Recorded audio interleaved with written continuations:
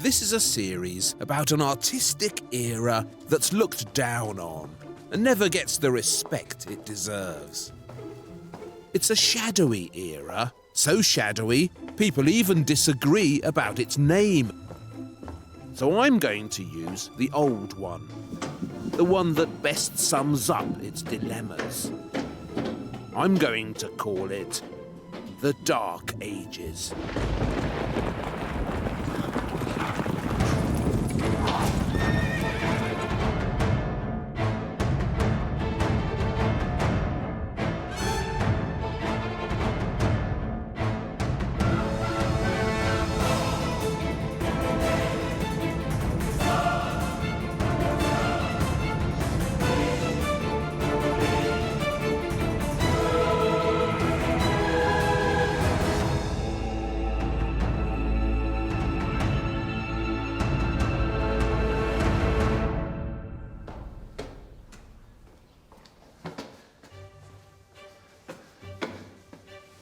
Dark Ages go roughly from the 4th century to roughly the 11th.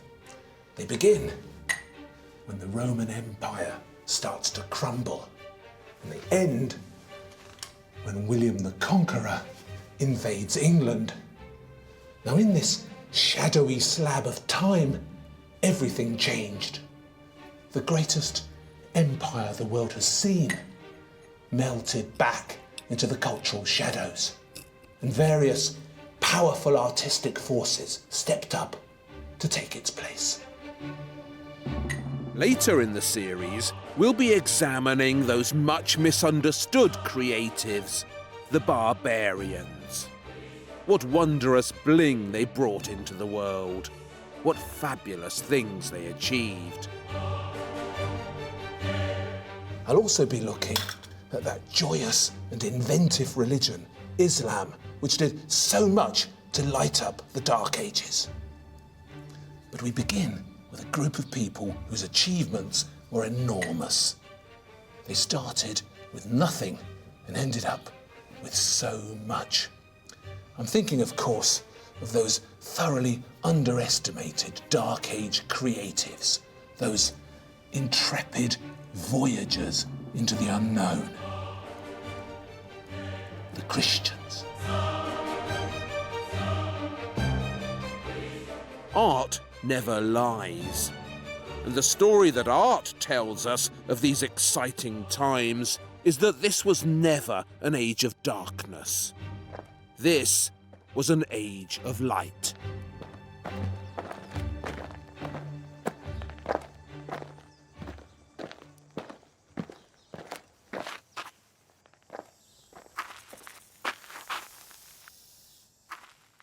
These are the famous ruins of Pompeii, and as I'm sure you know, Mount Vesuvius erupted here in 79 AD, and all this was covered in ashes and preserved for posterity in perfect conditions. Now, one of the things they found here, which really surprised them, was proof that there were already Christians here by 79 AD. And the thing they found that proved it was this. It's what they call a rotas square. And these rotas squares are deeply mysterious. They've been found all over the Roman Empire, in Syria, in Gaul, even in England, in Cirencester. They found one of these, and they're usually inscribed on the walls of houses, or sometimes on the columns outside the house. And of course, when they found them, they didn't have a clue what these were. Just mysterious word games plastered outside houses. What it is a letter square made up of 5 Latin words: rotas, opera, tenet, arepo, and sator.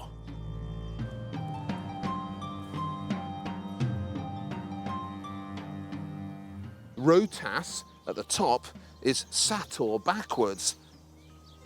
And you can see rotas down this side as well, and sator down that side. And here in the middle, arepo is opera, work, backwards. The actual words mean something like, "As ye sow, so shall ye reap." But only if you ignore Latin grammar.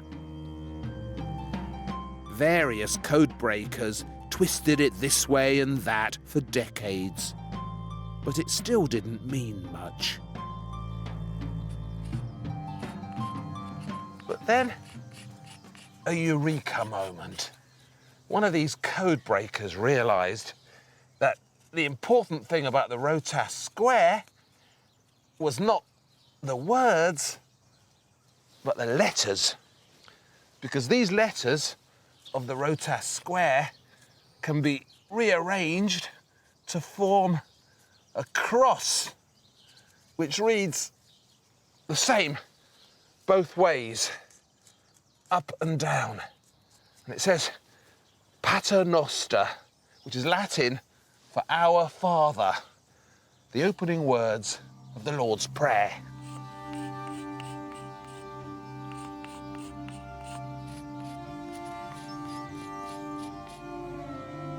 What's more, these two letters that are left over, Alpha and Omega, are the first and last letters of the Greek alphabet. Alpha and Omega in their Roman form.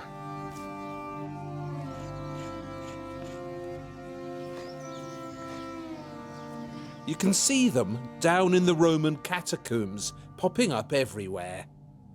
Alpha and Omega, the beginning and the end. Popular Christian code for the one true God. So these mysterious word squares were put outside houses to signify that the occupants were Christians, and also as a kind of lucky charm to ward off evil. Of course, this isn't art yet. This is an inscription, but it has artistic implications. What you see in here, this appetite for signs and symbols and secret meanings, that Christian appetite is something that transferred to Christian art. The Christian art of the Dark Ages is an art of mystery and magic, of suggestions and miracles, transcendence and light. The Rotas Square isn't art yet, but it is an excellent pointer to a new artistic direction.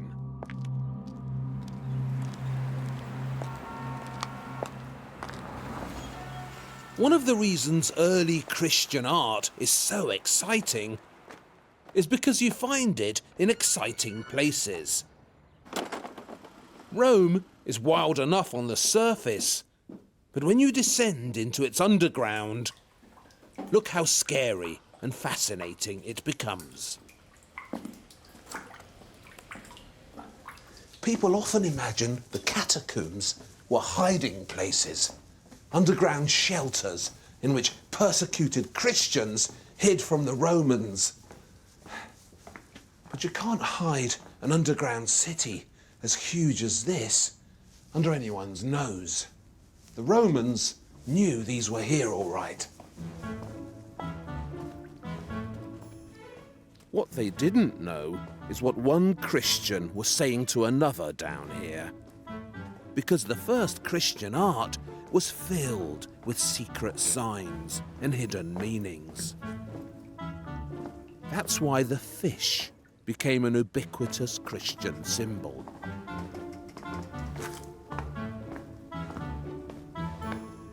When two Christians met on the road, it's said that one of them would draw this shape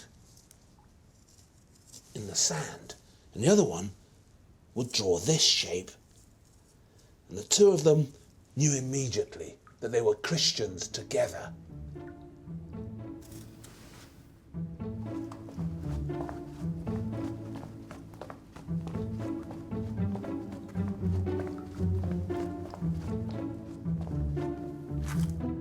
This famous Christian sign, the Christogram, or Chi Rho, represents Jesus himself. It's made by combining two Greek letters, Chi and Rho, the first two letters of the word Christos, which means the anointed one. It's said the sign had magic powers. Even today, we still call Christmas Xmas because of this. Another popular Christian sign was the anchor, for the simple reason that the top of it here looked like a cross. Everywhere you look in these haunting Roman catacombs, the first Christians are declaring their faith in such mysterious and cryptic ways. These symbols and signs weren't just a secret language, they're also a different way of seeing things, a different way of understanding, not just with your eyes, but with your imagination. And what's most interesting about this first Christian art you find down here is how few pictures there are in it. No images of Jesus, no Marys, no saints.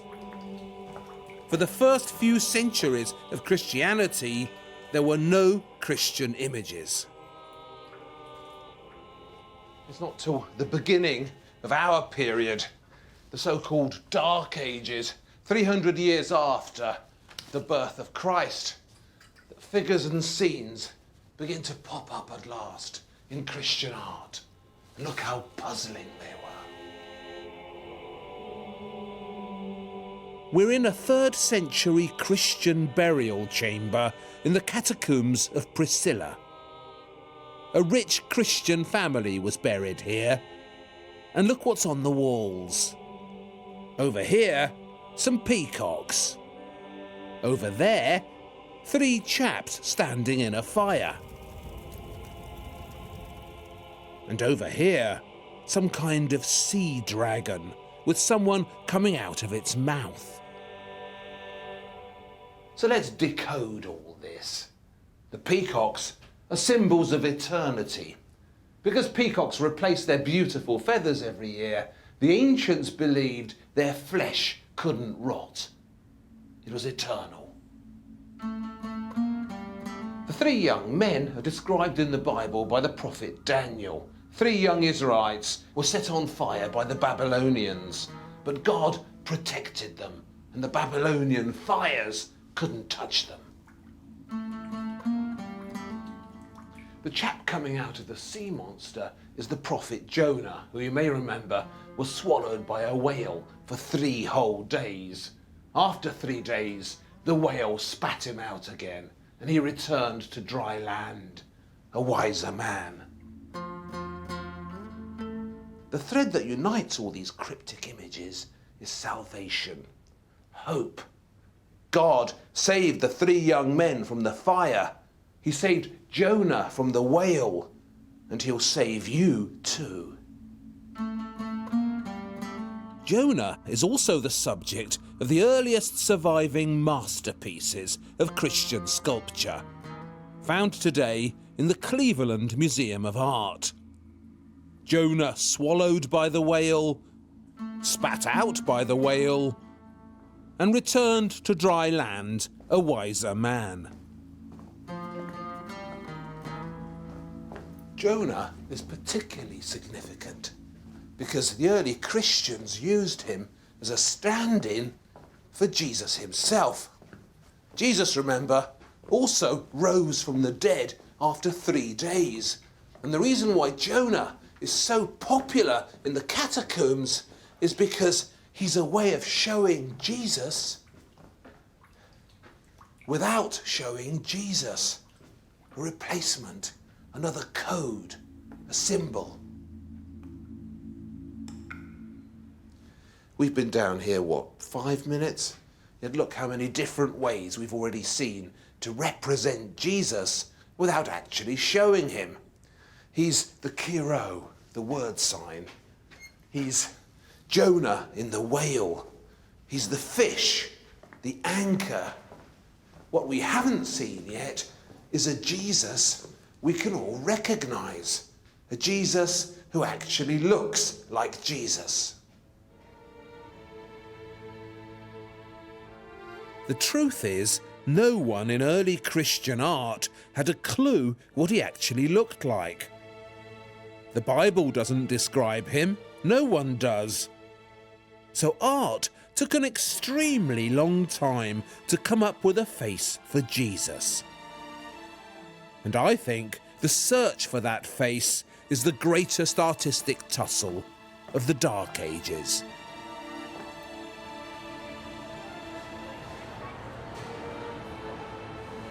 The proof that no one actually knew what Jesus looked like is this controversial relic, the Shroud of Turin.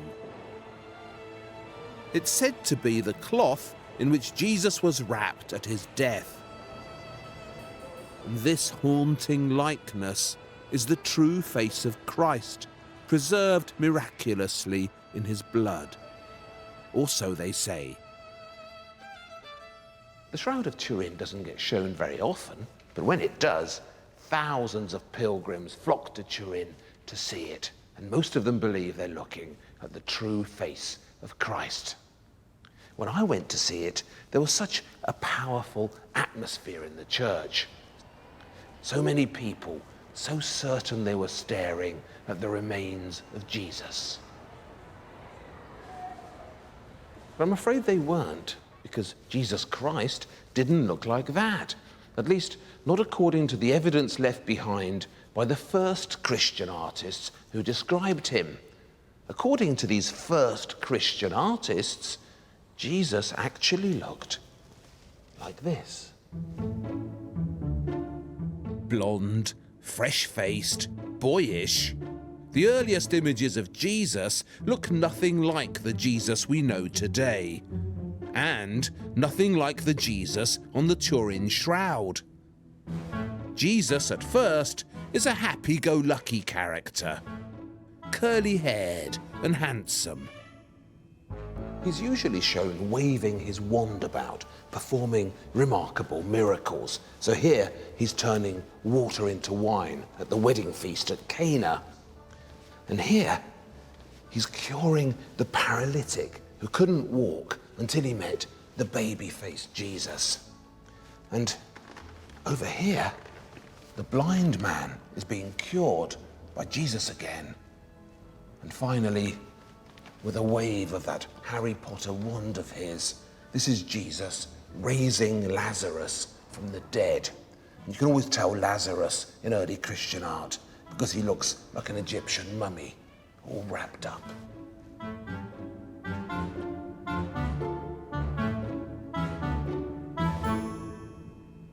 What you never see in these very first examples of Christian art is a Jesus who's suffering, in pain, covered in blood, like the one on the Turin Shroud.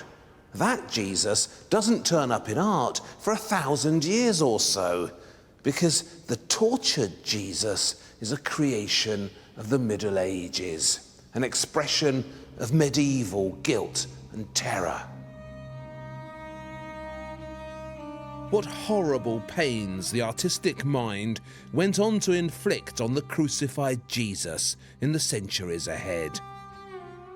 How harshly it whipped him and scourged him and punctured him.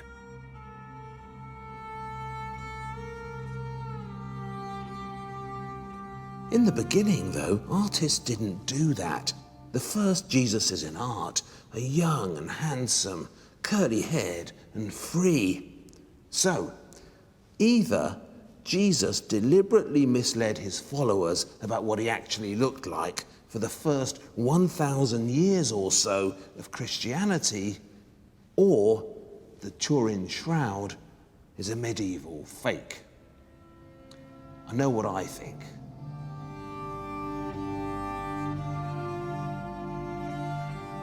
The first Christians weren't looking for a God who made them feel guilty. That would never have caught on. They were looking for a God who would save them and fill them with hope. So was their model for the first Jesus Christian artists selected the youngest and handsomest of the pagan gods. They chose Apollo, the god of the sun. Blonde and unbearded, youthful and curly-haired. Apollo was a god who made you feel good. So the first Jesuses were curly-haired and pretty because they borrowed that look from Apollo. And it went further than that. When this mysterious Christian statue was dug up out of the ground, it was thought to represent a woman, an unknown goddess, a muse. Only later was it realized that this too was an early Jesus.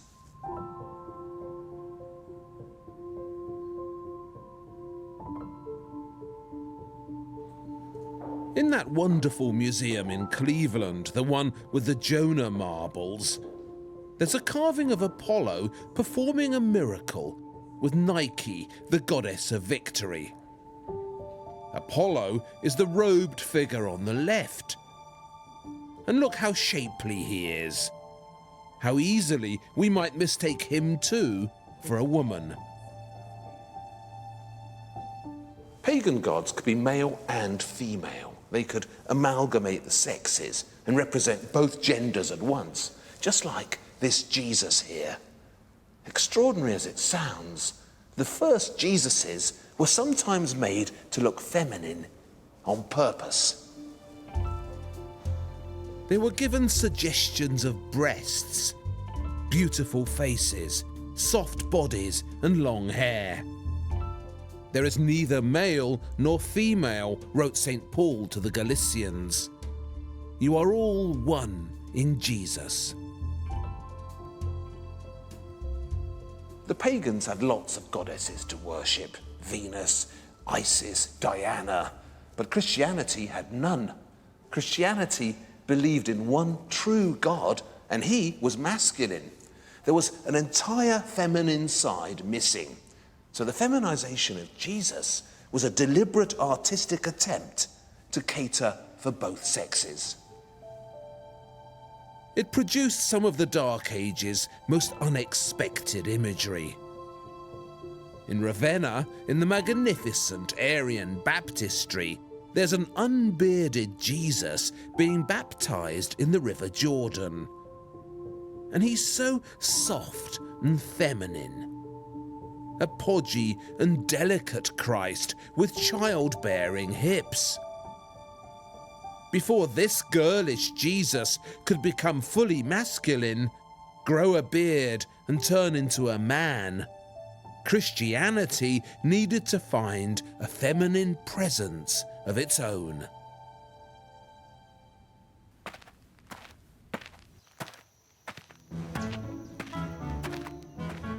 The borrowing of Christ's face from Apollo shouldn't really surprise us.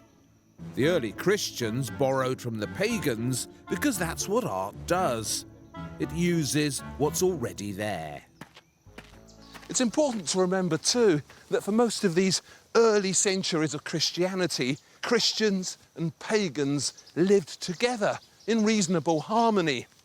Those terrible periods of persecution when the Romans murdered the Christians in terrible ways, those were rare, the exception, not the rule.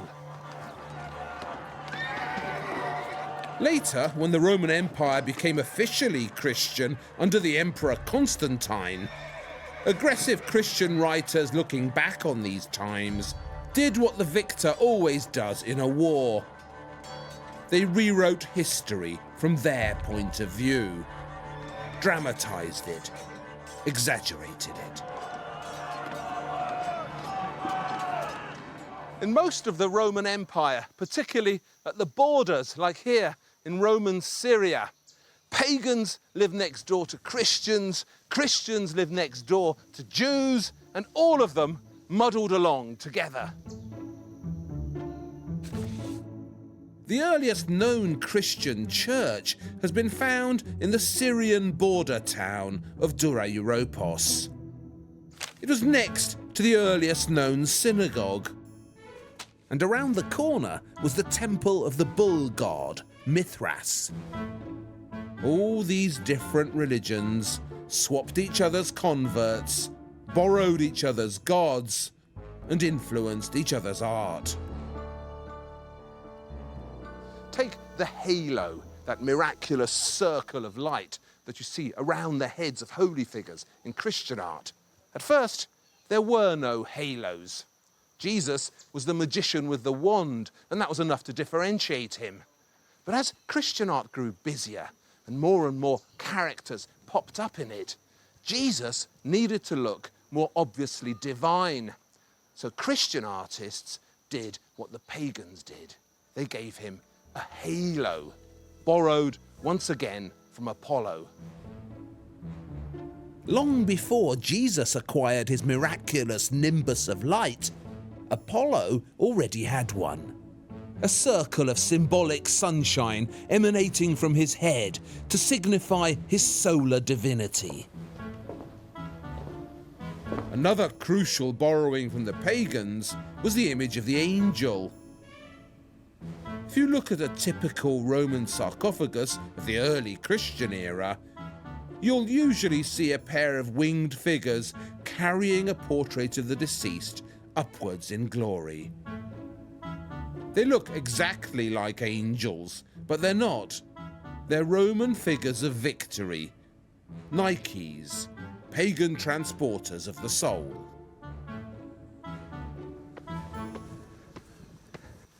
But the most significant of these pagan borrowings was a female figure adapted from Egyptian art. She became very popular in Christianity. Indeed, she was central to it. But that's not how she began.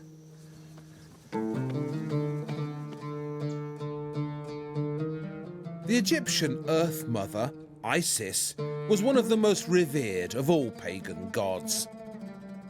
She was the goddess of fertility, the mother goddess, from whom all life originally sprang. When you wanted babies, you prayed to Isis. When you wanted your crops to grow, you prayed to Isis. Whoever you were, slave, servant, outcast, you prayed to Isis because Isis would protect you. To emphasize her caring nature, Isis was often shown with a baby on her knee, whom she breastfeeds regally. He's Horus, son of Isis. Horus was the god of the sky, the Egyptian Apollo, and his birthday fell at the winter solstice, sometime around December the 25th. When Christian art grew hungry for a distinct female presence to worship, a mother goddess who nurtured you and protected you, Isis, the mother of Horus, was an obvious model, and the two of them were soon successfully transported into Christian art. This is the first known image of Mary holding the baby Jesus on her lap. It was found in the Roman Catacombs of Priscilla, a touching fragment of a mother and her child. Mary caring for the baby Jesus became one of the most popular of all the Christian images of the Dark Ages, with such glorious results.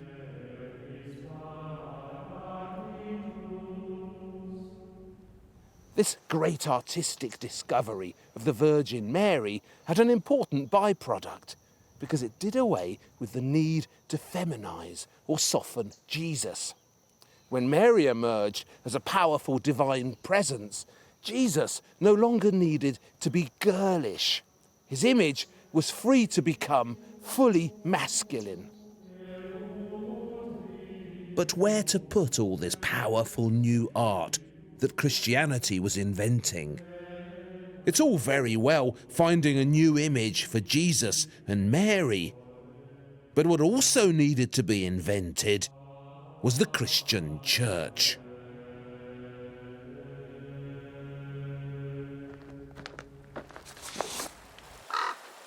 The Roman Empire was huge. It stretched from the Middle East at one end to this primitive cultural backwater at the other. The place we now call Britain.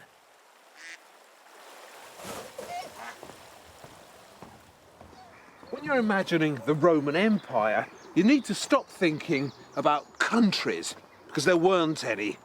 No clear divisions either between Asia and Africa or Europe.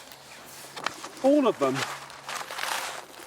were part of this massive collar of power surrounding the entire Mediterranean, the mightiest empire the world has seen.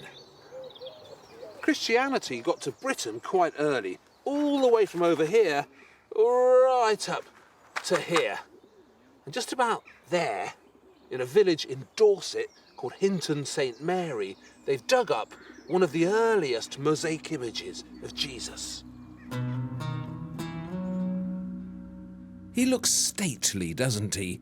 More like a Roman senator than a Christian god. Except for the large key row that surrounds his head, the sign of Christ.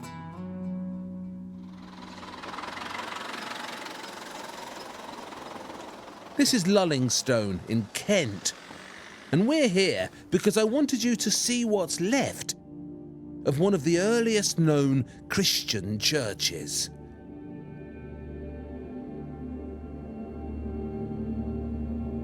If you're thinking to yourself that this looks more like the remains of a big house, not a church, you'd be absolutely right.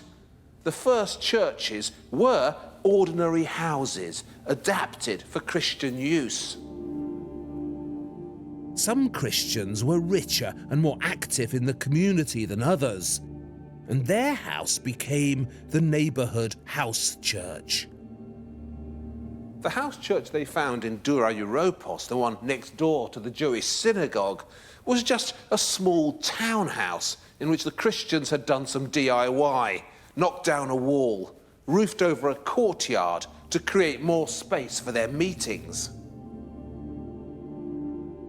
On the walls of this makeshift church, the Dura Christians painted Christ walking on water.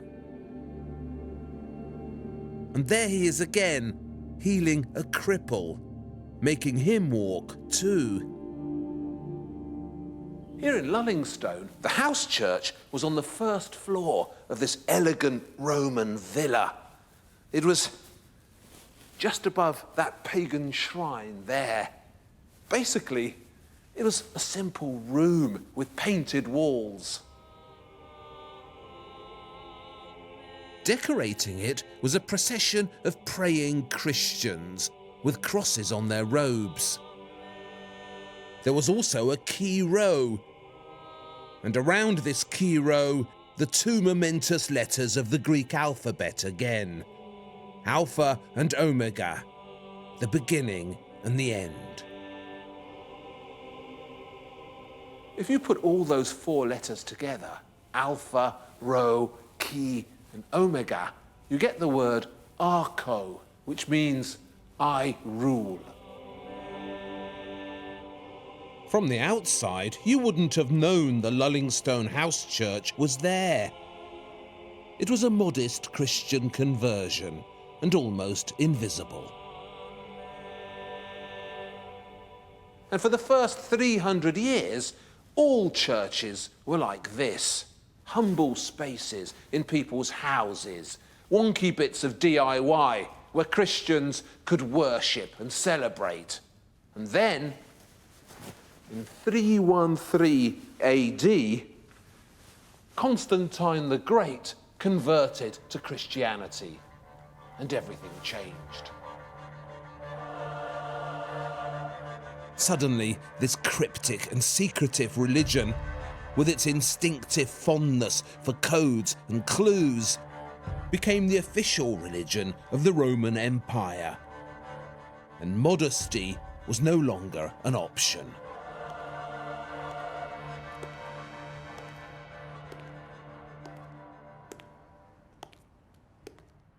Ooh, he's a big one, isn't he?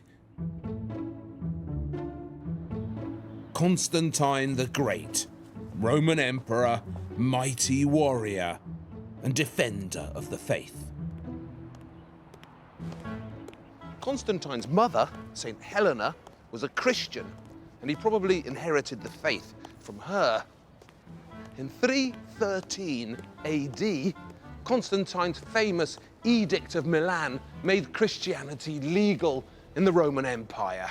And from then on, its power grew and grew and grew. Constantine was a builder by instinct. Look at this magnificent triumphal arch he plonked in front of the Colosseum. But his greatest achievement as a builder was the unexpected invention of the Christian church.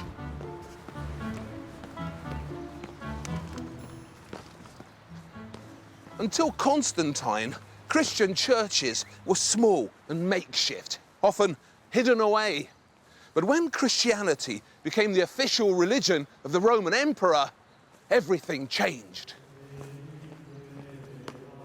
Suddenly, all the building resources of the mightiest empire the world has seen began to be lavished on Christian architecture. And a religion which had hitherto made do with wonky house churches found itself having to invent a grand new style of worship.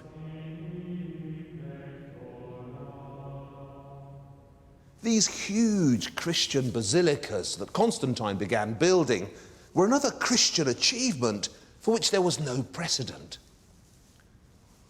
The little house churches were useless as an example for these giant halls of worship. This was a completely new kind of architecture. This is Santa Sabina in Rome, the best preserved of the first Christian basilicas. It's a new type of religious space. No one in any religion had worshipped like this before. Pagan temples worked very differently from a Christian church. Pagan temples were spaces for worshipping outdoors. In a pagan temple, the congregation stayed outside. Only the priests of the cult could enter the holy sanctuary in which the sacred idol was kept. Christian churches were the opposite. A Christian church was a huge assembly hall with a roof where people could worship indoors. And the style of worship was different too. Nowadays, churches have these neat rows of pews where everybody sits quietly and piously. But in the first Christian churches, there were no pews. In the beginning, Christian churches were huge open spaces in which an ecstatic Christian crowd would heave and circulate. This was a space for moving and chanting and talking. At the start of the ceremony, the priests would enter in a magnificent procession that went all the way up to the front. You see them illustrated sometimes high up on Christian walls. An ornate and stately priesthood progressing through these new naves in a magnificent wave of finery and colour.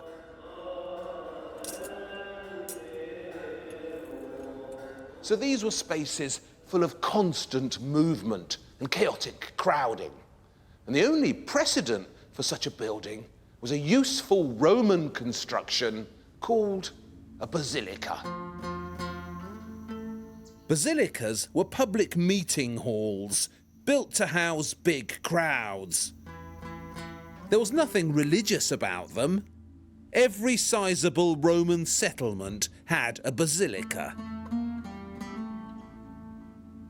Roman basilicas were entered from the side, somewhere about here. But when the Christians took over the shape, they swiveled it around and put the entrance over here. So the entire building pointed that way.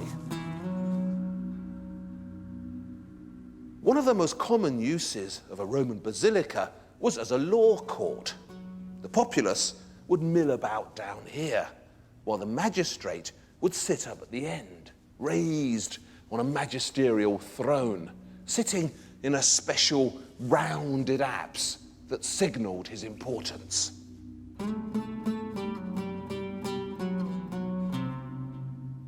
The Christians took over the magistrate's apse as well. It's where they put their sacrificial altar, and above it, a great apse mosaic, the climactic moment of this magnificent religious journey. But you're looking up at this glorious apse mosaic, and you're thinking, there's Jesus with a big beard. What happened to the curly-haired boy? Well, he just wasn't grand enough for Constantine's new basilicas. So the early Christians wanted a god they could look up to, a god who was a match for all the other gods. And when the time came for a more imposing Jesus to emerge, Jesus the adult, the Christians turned once again to that reliable source of raw materials that lay all around them: the art of the pagans.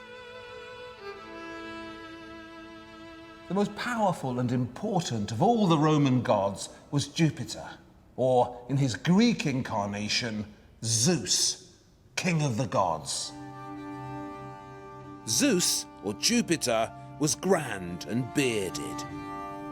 In the great temple of Zeus at Olympia, the most famous sculptor of the classical age, Phidias, had shown the king of the gods enthroned in majesty, an image the Christians were determined to match. They took it all: the beard, the hair, the throne, that sense of omnipotent power. It was all borrowed from Zeus. And the curly-haired youth with the girlish body who'd buzzed around performing all those miracles was replaced by this manly, mature Jesus who sits in judgment on his flock, stern and unsmiling, wise and infallible.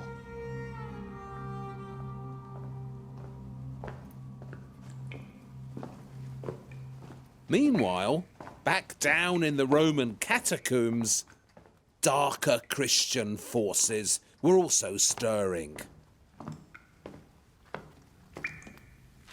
When I said the persecution of the Christians has been exaggerated, I didn't mean it never happened. Of course it did, particularly under Constantine's predecessor, Diocletian, though not perhaps in the numbers we've been led to believe. Some estimates say that only about 2,000 Christians were killed in the Roman persecutions. I think there must have been more than that. But the modern age is definitely better at killing Christians than the Romans ever were. In the Spanish Civil War, 7,000 priests, monks and nuns were murdered. And you never hear about them.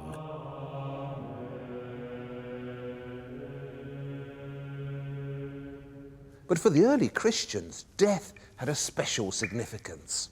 The idea took hold in their imaginations that suffering was a necessary part of redemption. It was crucial. And this belief in death had a profound influence on their art and their architecture. These are the catacombs of St. Agnes of Rome. She's the patron saint of chastity, of teenage girls, engaged couples, rape victims, and virgins.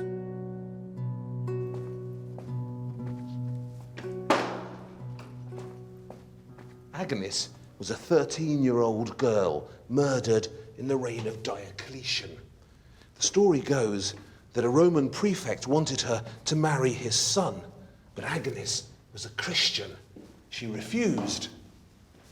So the Roman prefect condemned her to death. Roman law didn't permit the execution of virgins. So Agnes was stripped, paraded naked through the streets, and dragged to a brothel. Afterwards, they tried to burn her, but the flames wouldn't touch her, and everyone who looked at her naked body was blinded.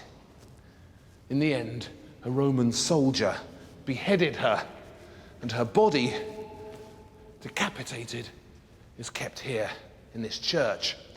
But her skull, that's in Sant'Agnese in Piazza Navona, where the faithful come to kneel before it and worship it. Martyrs like Agnes were believed to offer special protection for the early Christians. They were baptized in blood and sat next to God in the next world. If a martyr favored you, you too were guaranteed a place in heaven. To improve their chances of salvation, every Christian wanted to be buried as close to a martyr as possible. And so the catacombs became a very desirable piece of real estate. Directly above Agnes's tomb are the ruins of a giant funeral basilica. All this was once covered in Christian graves. But the building I really want to show you is this one, the one next door to the basilica. This is Santa Costanza. It's a Christian church now, but originally this was a Roman mausoleum. It was built by Constantine's own daughter, Constanza.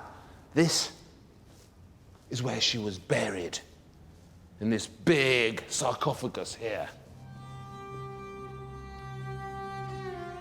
The story goes that when Constanza was a little girl, she contracted leprosy. So she prayed to Saint Agnes, and Agnes saved her. That was the power that martyrs had. Their miracles could change history. And that's why Constanza wanted to be buried here, as close to Saint Agnes as she could be. These Roman mausoleums, as you can see, were a completely different shape from the basilicas. Mausoleums were round. They weren't places for the crowd to charge up and down. These were places of burial and contemplation, sacred spaces that enfold you. And these round Roman mausoleums were to have a profound effect on the Christian church.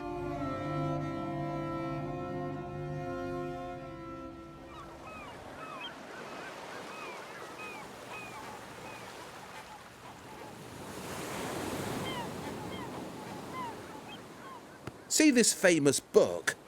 It's The Decline and Fall of the Roman Empire by Edward Gibbon. The history of Rome in 12 mighty volumes. So this is the Roman Empire at the time of Constantine. Now, according to Gibbon here, Rome collapsed because the Romans grew decadent and soft. But I think you can see from this map here what the real problem was. The empire was just too big. This way, it went all the way to Scotland up here, and the other way, deep into the Middle East. There was just too much empire to govern efficiently. And when Constantine came along, he made the momentous decision to divide the empire in two, with a Western Empire over here and an Eastern Empire over there. To govern this new Eastern Empire, which came to be called Byzantium, Constantine founded a new Christian capital on the Bosphorus. A grand ruling city designed from scratch, which he named after himself, Constantinople. Though these days we call it Istanbul. Here in the western half of the empire, Rome was no longer cut out to be the capital either. It was living on former glories, a pretty collection of ruins. The empire needed somewhere more vigorous to be ruled from, somewhere better placed. Somewhere near the sea, perhaps, with good connections to the east. Somewhere about here. Ravenna.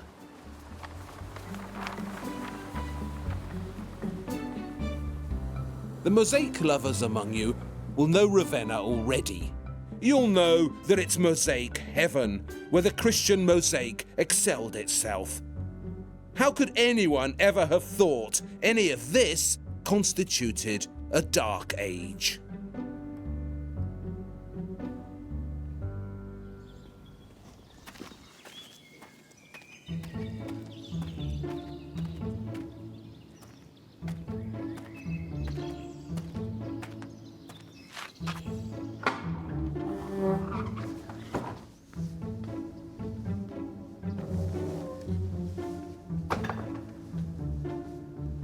This is the church of San Vitale.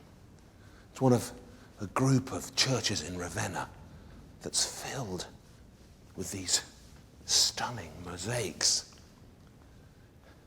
But the reason I brought you to this particular church is because of its shape. As you can see, it's round, like a mausoleum, and not long and thin, like a basilica. These round churches of early Christianity have a particular effect on the visitor. They offer a 360-degree experience, a sense of enclosure and centering. The early Christians used round architecture, particularly for churches devoted to the martyrs, like San Vitale up there, who'd stood up to Diocletian and died for his faith.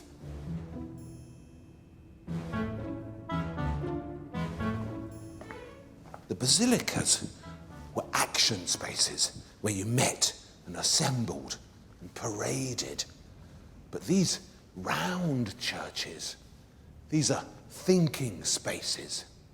They're like a protective bell jar dropped onto an important location, protecting it and sanctifying it.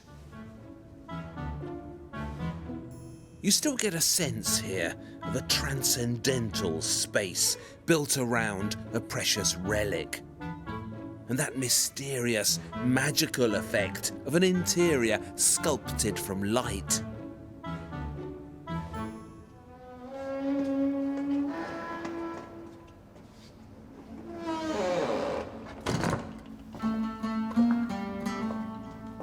And it wasn't just the burial sites of the martyrs that had special power. Bits of their bodies had it too. Their hair, their bones. And to house these precious relics, the Christians began to create marvellous jewelled containers, relic boxes made from the finest materials with astonishing delicacy and beauty. Because these relics had the power too, every Christian altar had to have a relic inside it to validate it and make it sacred. Relics were like pieces of portable magic that could be transported from church to church. And wherever they were placed, they made that space holy.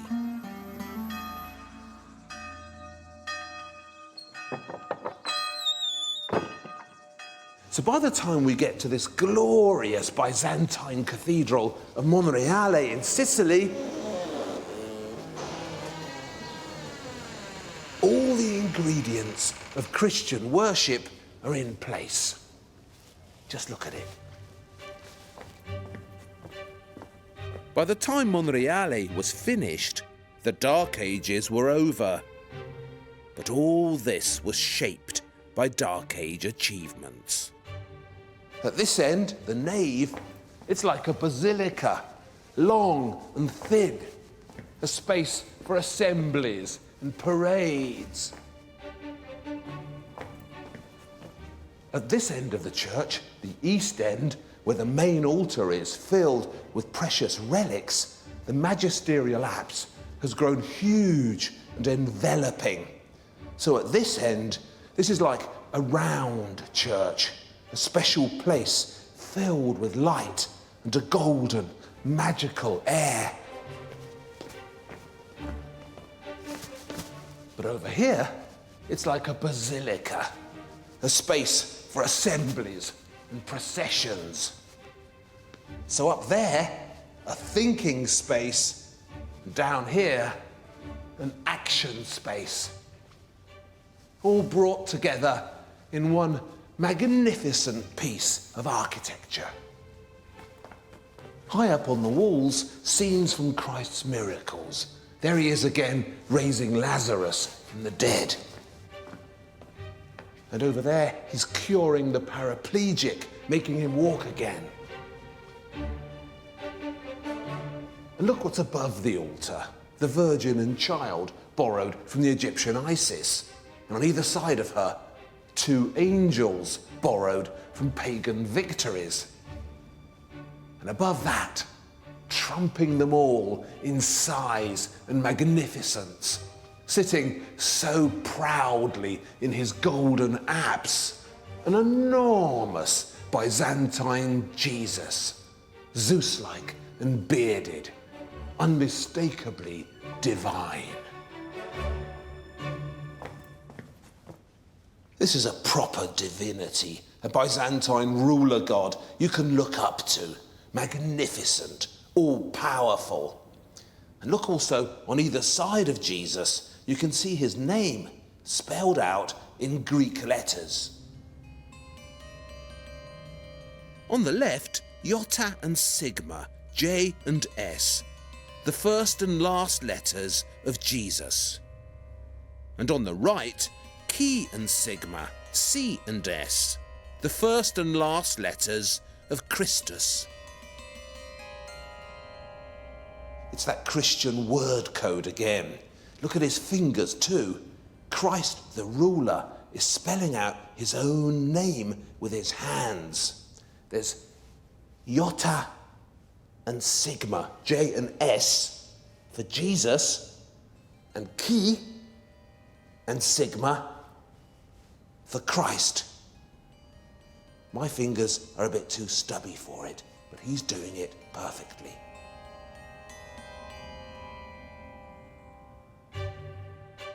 It's that secret religious language again that Christianity had employed from the beginning.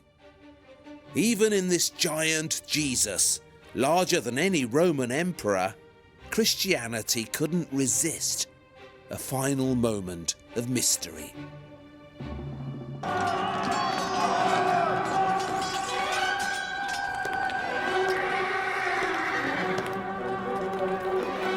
The word barbarian is a misleading expression, and the art that goes with it is misleading too. This picture was painted in 1890 by an arrogant French painter called Joseph Noël Sylvestre. It shows the sack of Rome in 410 AD by the Visigoths. The Visigoths were a so-called barbarian tribe. You can't miss them. They're the ones without any clothes on. It's such nonsense. The Visigoths were never naked savages clambering about Rome, destroying civilization. They were pioneering Europeans who produced beautiful art and who achieved important things. It was actually these so-called barbarians who invented trousers, riding a horse was much easier in trousers. So if it wasn't for the barbarians, we'd all be wearing togas. So this is a film about misunderstood peoples and their misunderstood achievements. About how we've got the Dark Ages wrong again. And about a word whose meaning has been warped by time. It's this word here, barbarian.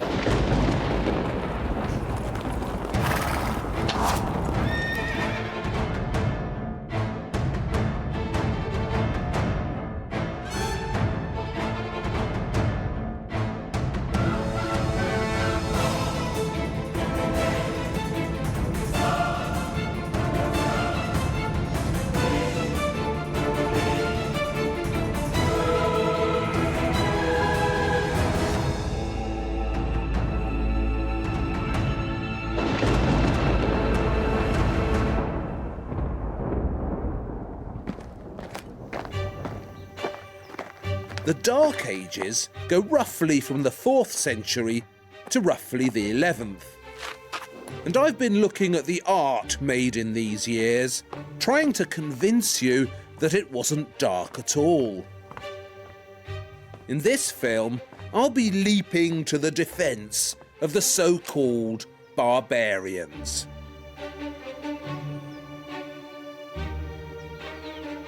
The word barbarian actually comes from the ancient Greek. Its original meaning was someone whose language you can't understand, a foreigner. You know, like we say, it all sounds like Greek to me when we can't understand something. Well, the Greeks said, it all sounds like bar, bar, bar.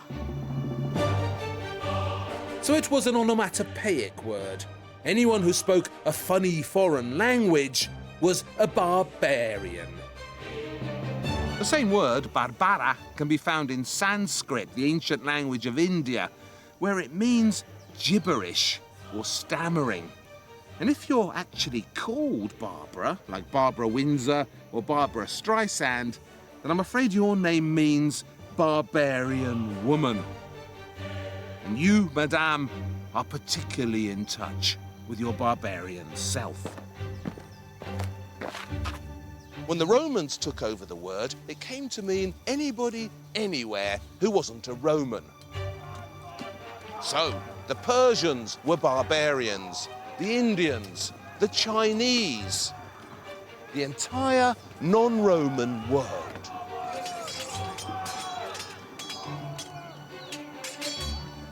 It isn't just this word barbarian that's been demonized and distorted.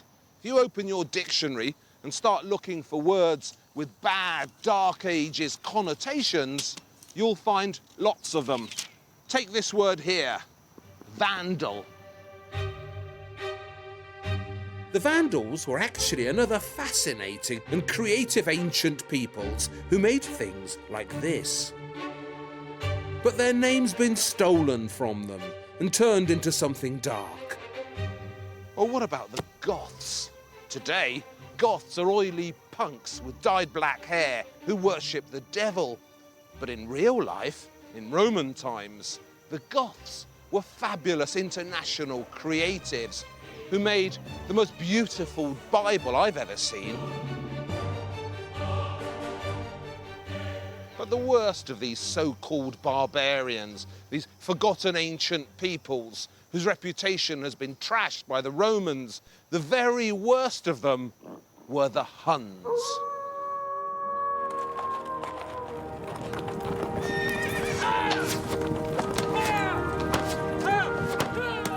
Poor Huns. If anyone in ancient history deserves some rebranding, it's this notorious nation of energetic invaders.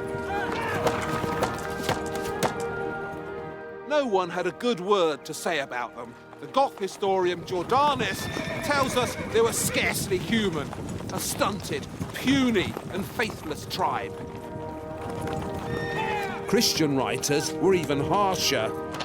According to a Christian cleric writing in Syria, the Huns eat the flesh of children, and drink the blood of women.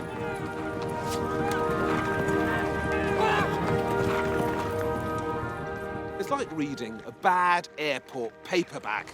The Christians were determined to demonize all pagans, and they were particularly determined to demonize the Huns.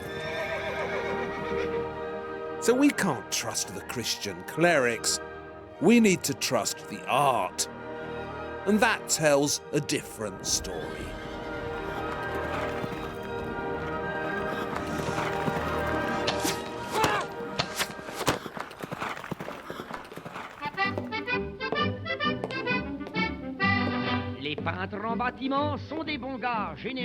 In the First World War, the British began calling the Germans Huns. It was the worst insult they could think of, but also very bad geography, because the Huns were not from Germany. Exactly where they came from is one of the big mysteries of the Dark Ages. Nobody knows for sure. But it was somewhere out here in the Euro-Asian steppe, somewhere far away and different.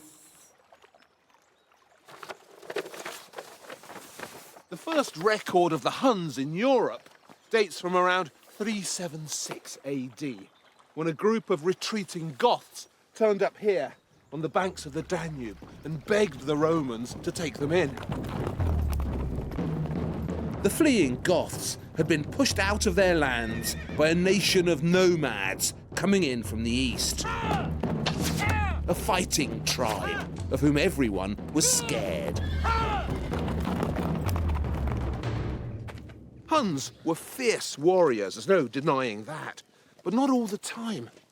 Like all nomads, they lived a precarious travelling existence and moved around in small family groups of menfolk, women and goats.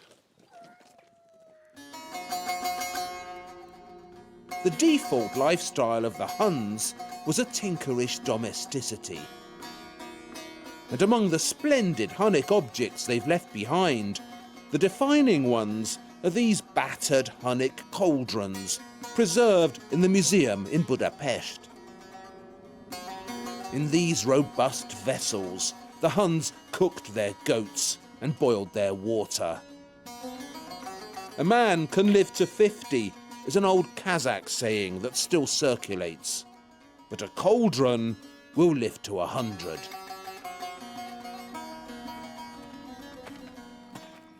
Something else we know about the Huns is that they loved gold. Oh, how the Huns loved gold. The Hunnic graves that have been dug up, the buried caches of treasure and valuables, reveal such a deep and instinctive passion for treasure. These days, we've lost sight of gold's crazy, hypnotic power, and that special relationship it enjoys with the sun. The Incas called it the sweat of the gods. And in the Dark Ages, gold was a substance with a magical presence. And the Huns loved it in a visceral and unbalanced way. In my book, that's a good reason to love them back.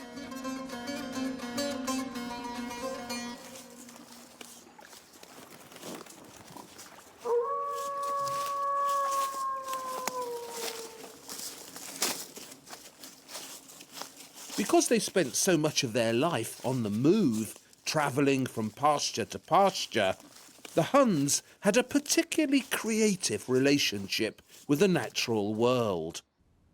Hun treasure is dominated by exquisite animal forms.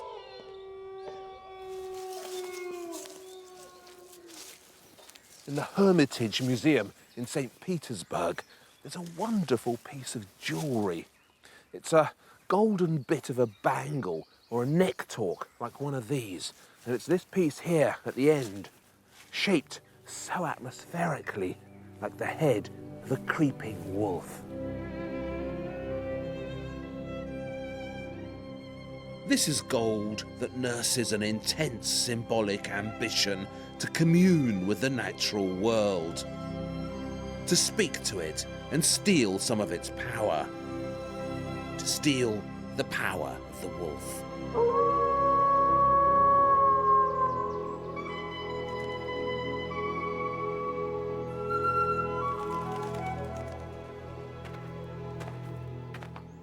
Another animal that was dear to them was the eagle. They probably used eagles to hunt with, as nomads of the steppe still do. And the great bird in the sky inspired such beautiful Hun bling.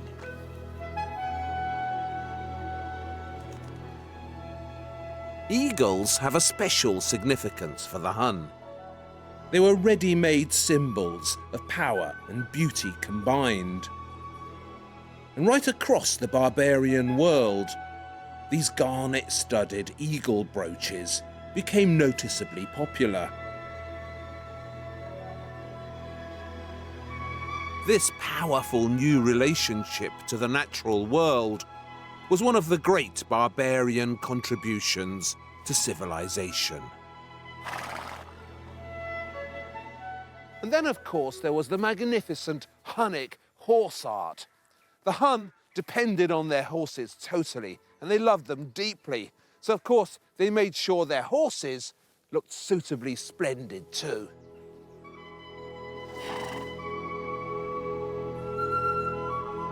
These are the remains of a full-length Hunnic horse ornament, fashioned delicately from gold and studded so generously with precious stones.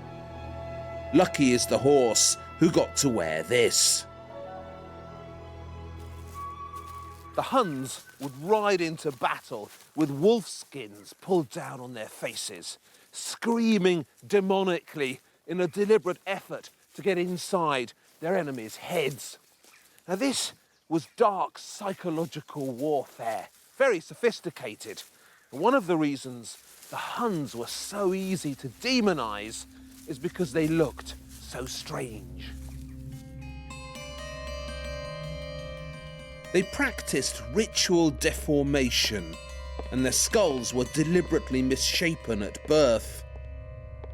Infant Huns would have their heads tightly bound, so they grew into these uncanny and elongated Mekon shapes.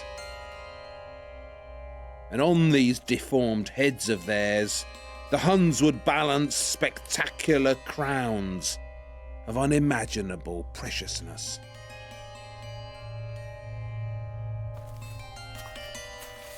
So the big question is, where did the Huns get their gold? They were nomads, not miners. And although they were busy tradesmen, you'd need to trade an awful lot of goat skins for the amount of gold left behind by the Huns. They didn't trade for it. The Huns got their gold more directly, straight from the Romans. Because their bows were so lethal and their horsemen so skilled, the Huns were soon operating a protection racket across most of the Roman Empire. What they'd do is invade somewhere, or threaten to invade somewhere, and then demand large quantities of gold to go away again. The Romans, cowardly diplomats that they were, preferred to pay them than to fight them. And by the time the Hunnic Empire was at its largest extent, the Huns were receiving £2,500 of gold coins from the Romans every year. £2,500 of gold every year to melt down and turn into art. A few tribes of nomads raiding along these Roman borders could never have pressurized the Romans into giving up these enormous quantities of gold. So we need to forget this image of the Huns as a tribal horde sweeping across Europe, because they were something much more sophisticated than that. This is a map of the Hunnic Empire under Attila. It's the bits in orange. And just look at the size of it. All this was Hunnic. This wasn't a bunch of nomads on the make. This was a rival empire, a new superpower of the Dark Ages, turned up to take on the Romans. I've kept Attila back, because the moment you mention him, the story of the Huns takes on a satanic glint. All the Huns were demonized by history, but Attila was demonized most of all. The exciting thing is we actually know a lot about him. A Roman diplomat called Priscus was sent on one of these diplomatic missions to negotiate with the Huns, and he's left behind a vivid account of his journey. And this gentleman here is building a replica of Attila's palace on the actual site on which he thinks it actually stood. So Janos, when did you first become interested in Attila? I bought this land 20 years ago to breed horses. That was when we came across the history of this site. Priscus, the Byzantine ambassador, visited Attila in 450 AD and describes how he found his way here.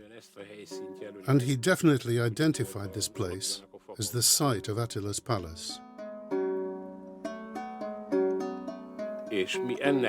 That's why we'd like to erect a memorial to him here, by constructing a wooden palace. Janos's palace will be created in timber, exactly as Priscus describes. It's shaped like a giant nomad's tent, a kind of glorified yurt, with two wooden towers rising cockily at the front. Priscus tells us that when he arrived, he was treated to an enormous banquet served on silver plates. And a procession of young women dressed in white veils came out to sing for him.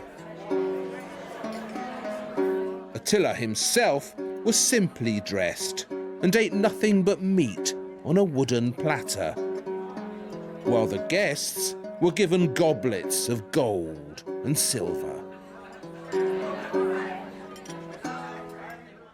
What does Attila mean to the Hungarian people? Because for a lot of people in Europe, he has a very bad reputation, but not here. In Hungary, he seems to be thought of more as a hero. When people say Attila was a barbarian, that's something I reject. It's not something I believe. He spoke 8 languages by the age of 15 and laid Europe at his feet. Someone unintelligent, a barbarian, could not have done the things that Attila did. Only someone blessed with special talents. Did Attila's palace really look like this? I very much doubt it. But neither do I think Janos's fantasy is more misleading than all the other Hun fantasies about satanic hordes sweeping through Europe.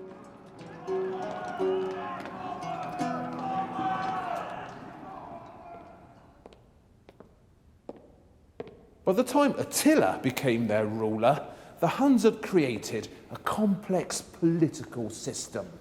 Their huge empire was actually a federation of many nations, a kind of barbarian EU opposed to the Romans, with Goths and Burgundians, Alans, even a few Greeks, all linked together and ruled by Attila.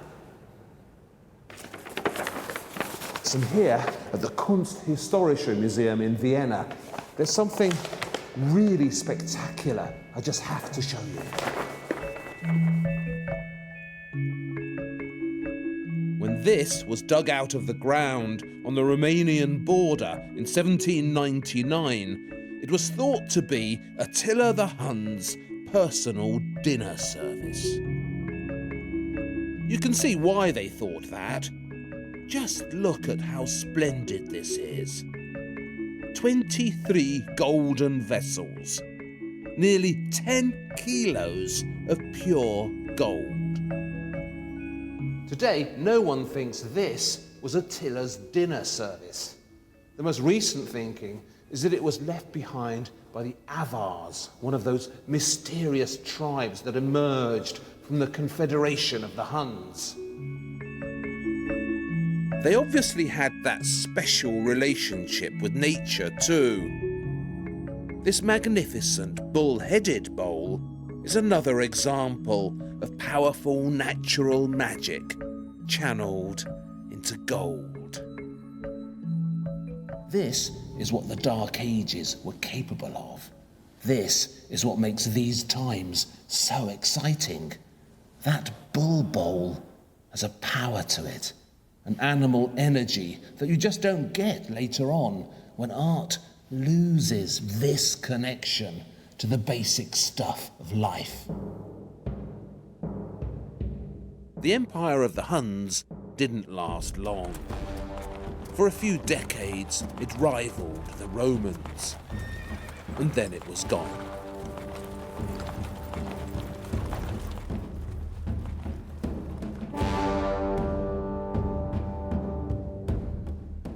Attila, the glue that held it all together, had a taste for young brides. And on his final wedding night, he drank himself into a stupor, took his latest bride to bed, and promptly died of a heart attack. They found him the next morning with blood streaming down his nose, what we'd call these days a rock star's death. Within a few years, Attila's empire was gone, torn apart by feuds and incompetence. But the Huns had done their job. They'd punched a hole in the invincible reputation of the Romans. Now, all manner of barbarian was queuing up to pour through it.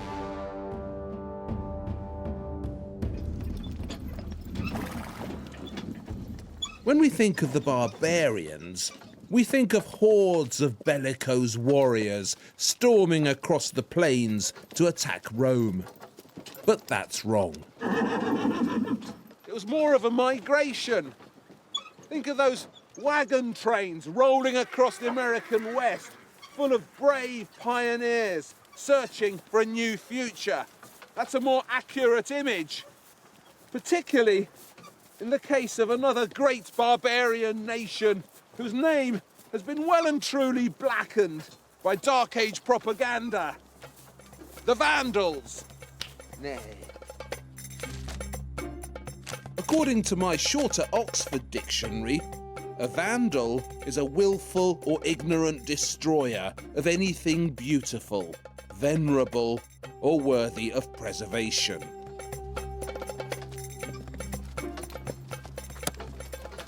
That's what it meant in 1663, but it shouldn't be what it means today.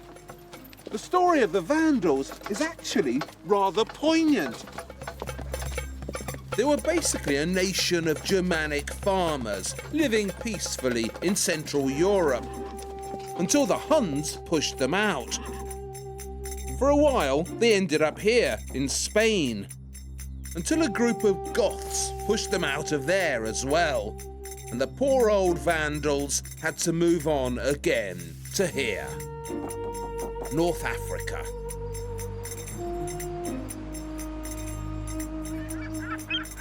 In 429 AD, 80,000 people came across the Straits of Gibraltar, crammed onto small boats.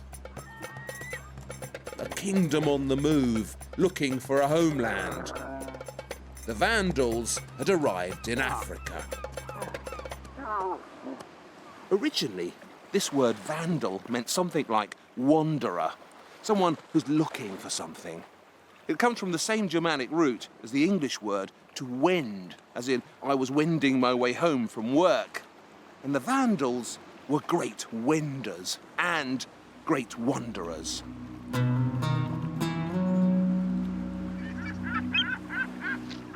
The Vandals who arrived here in Africa were led by a formidable king called Gizeric. If you think of the Vandals as a lost people and Africa as the promised land, then Gizeric was their Moses, leading them across the oceans. They made their way along the North African coast here, attacking cities, collecting followers, absorbing territory, until eventually, in 439 AD, they reached their destination. Carthage. Carthage was the second largest city in the Western Roman Empire. Busy, rich, a crucial trading centre. The Romans depended on it for most of the olive oil they burned in their lamps, and the wheat from which they made their bread. When the Vandals took Carthage, they shocked the Roman Empire.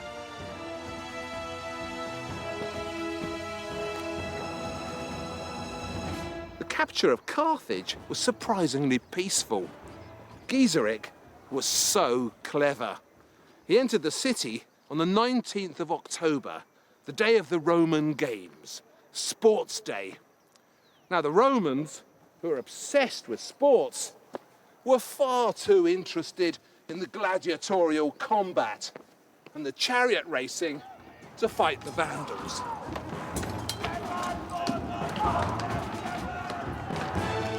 Thus Gizeric and his Vandal army strolled into the second largest city of the Western Roman Empire, took control of it, and stayed there for the next century.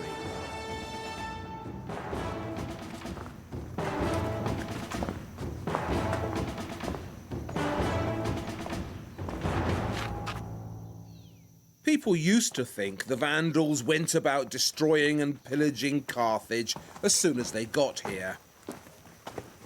But today, we know they didn't. The most remarkable thing about the Vandal occupation of Africa is not how much they destroyed, but how little. Later on, angry Romans and Christians writing about these events made sure they blackened the Vandals' reputation, as they did with all the barbarians. But the art that remains from these times tells a different story.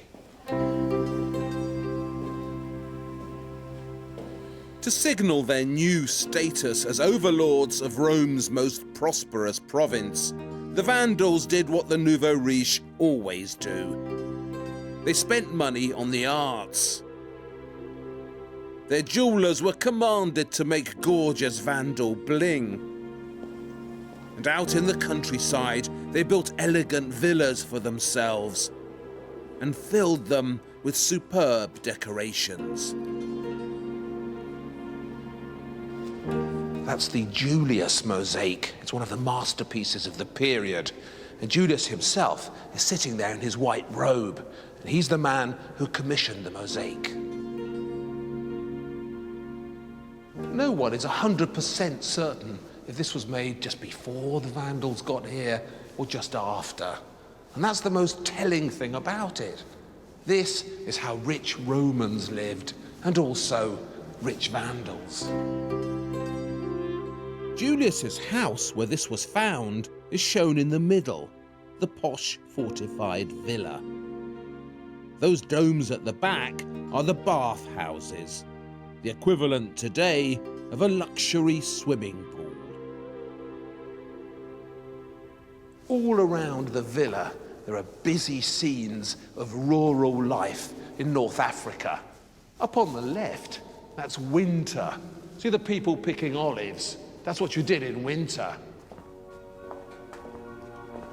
On the other side, on the right, is summer. See the shepherds with their summer flock, and those fields of ripe wheat behind them. Down here are spring and autumn. Spring is the season of flowers, and there's Mrs. Julius in her garden, admiring herself in a mirror, while a servant brings her a bowl of roses. They're beautiful, and so is she. On the other side, it's autumn, and there's Lord Julius himself sitting on a throne in his orchard, while a labourer brings him a basket of grapes and a hare he's caught running about among the vines. This is mosaic making of the highest calibre, so imaginative and clever. It isn't just a portrait of Julius and his house. This is a visualization of the perfect lifestyle, a rural dream made real. The message here is how glorious life is when man lives in harmony with nature, when order prevails and the land is fertile and balanced. Welcome to the good life in Africa.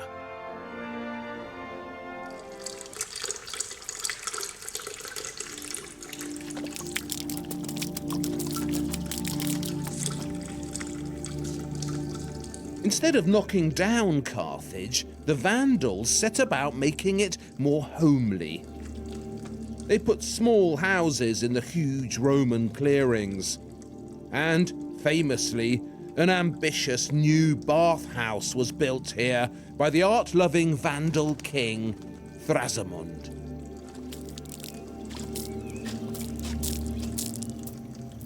Bathhouses were hugely important in Roman society. They were a kind of social club where people went to chat and gossip. A bit like modern health clubs, except much cheaper. Roman bathhouses had two main spaces.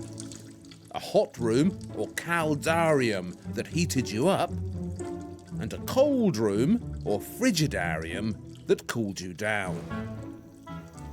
The largest of all Roman bath complexes was here in Carthage, the Antonine Baths, built in the 2nd century by the Roman Emperor Antoninus Pius.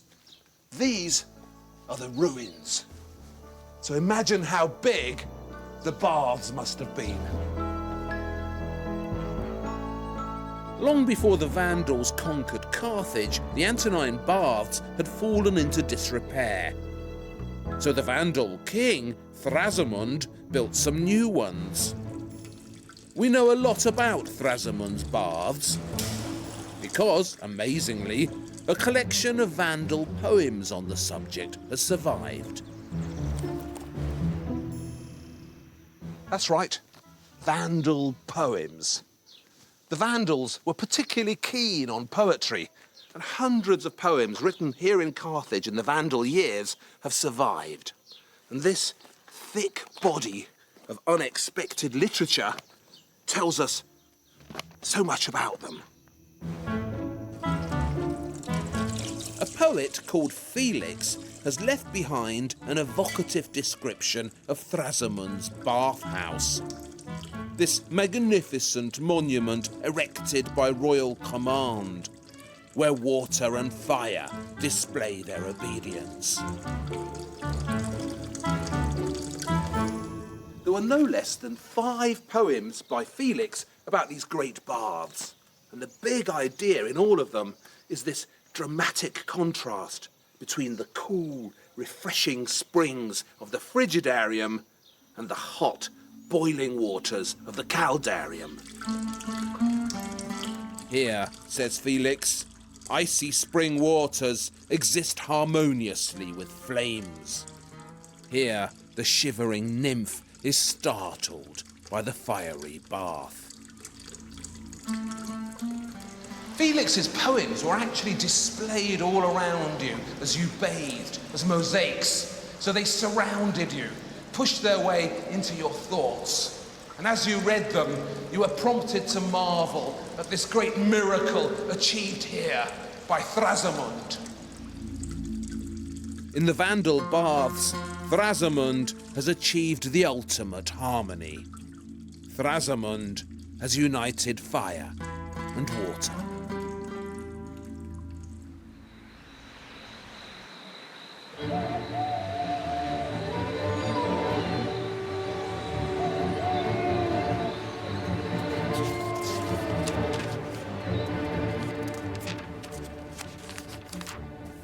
Goth.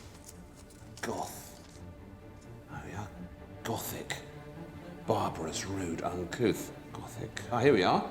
Goth, one of a Germanic tribe who invaded the Roman Empire.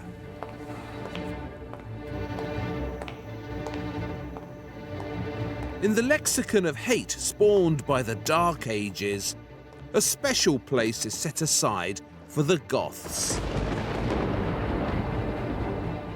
The Dark Ages are full of nasties, but the Goths are particularly spooky.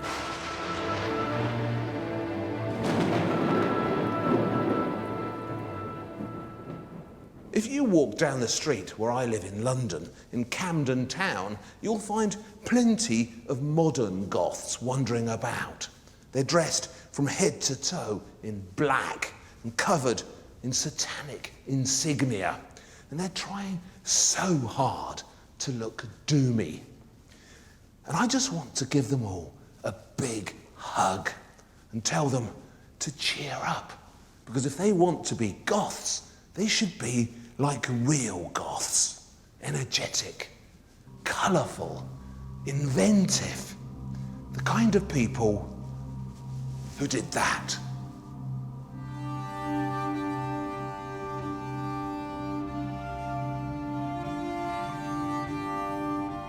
Stunning, isn't it?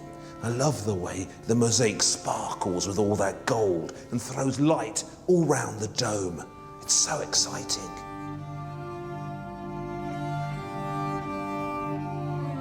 But there's something peculiar about it too, something slightly awkward. That's obviously Jesus up there, being baptized, but why is he so pink and flaccid and not very divine? How did Jesus end up like this? Originally, the Goths came from up here, the Baltic coast. They were farmers, successful farmers. But when their population exploded, they made their way south to the Black Sea, searching for better land and better farming conditions. When the Goths moved south, they came into direct contact with the Roman Empire, and their history immediately grew more problematic. It would take me several programs to deal with all the twists and turns in the story of the Goths and their migrations. But to boil it down to its essentials, when they settled here in the south, they found themselves in the way of the Huns coming in from the east. So to get away from them, the Goths split in two. Now some of them fled across the Danube here and begged the Roman Empire to let them in. And they became the Visigoths, or Western Goths. And they settled initially here in France and finally in Spain. But the other ones, they stayed put over here and joined the Huns in the Hunnic Empire. And they became the Ostrogoths, or Eastern Goths. And they're the ones who did this. When you think of barbarians, you think instinctively of pagans, don't you? Of godless and violent people with strange and primitive beliefs. Conan the Barbarian is hardly altar boy material, is he? Actually, most of the barbarians were Christians, even the Vandals. So were the Ostrogoths and the Visigoths. All of them were converted to Christianity in the 4th century. However, the form of Christianity they were converted to was unusual. The reason why this Christ looks so unfamiliar and even peculiar is because he's an Aryan Christ and not a Catholic one. And Aryan Christianity is different. Arianism was a Christian heresy, a different form of Christianity, proposed by a priest called Arius in Alexandria, in Egypt, in the 4th century. From there, it spread across the Roman Empire and then out among the barbarians. The Aryans believed that Jesus was different from God. He was divine, yes, but less so. The Catholics believed that God and Jesus, Father and Son, were equal, two different forms of the same great divinity. But the Aryans disagreed. For them, God the Father was the one true God. He was the God at the top, and Jesus, his Son, was below him. And that's why the Jesus up here in the baptistry mosaic looks so wimpish. This is a Jesus who's more like the rest of us. Less divine, more human. Perhaps that's why the barbarians preferred him. He's less imperial and more like them.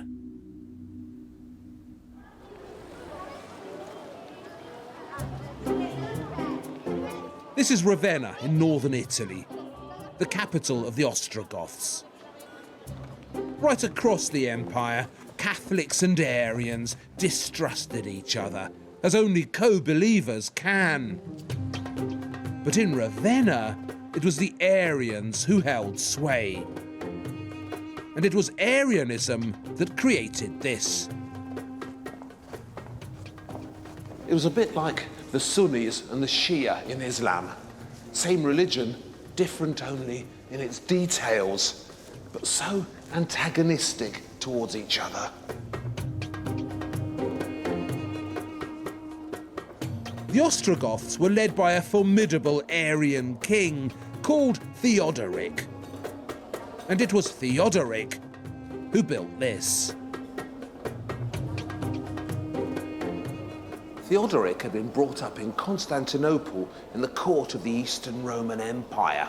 He'd been sent there by his own father as a hostage and educated as a Roman. So he was sophisticated and clever. Having gained the trust of the Roman Emperor Zeno in Constantinople, Theodoric persuaded Zeno to let him come to Italy and reconquer it from another Germanic despot called Odoacer. Theodoric invited Odoacer to a banquet in his honor, and there he murdered him with his bare hands, or so they say, and thus Theodoric made himself ruler of all Italy, based here in Ravenna. Under the Ostrogoths, Ravenna thrived as never before. This is the great Basilica of San Apollinaire that Theodoric built early in the 6th century, and then filled with this spectacular parade of mosaics. Up on the ceiling, a baby-faced Aryan Christ performs such a lively set of miracles, raising Lazarus from the dead, conjuring up miraculous fish. So up there is the story of the young Jesus performing his miracles. And on the other side, over there, the other end of the story, Christ's terrible death and resurrection, the Last Supper, the kiss of Judas. Below that, there's this great golden procession of the 22 virgins bearing sumptuous crowns, lined up to pay homage to the Virgin Mary, with Jesus in her lap.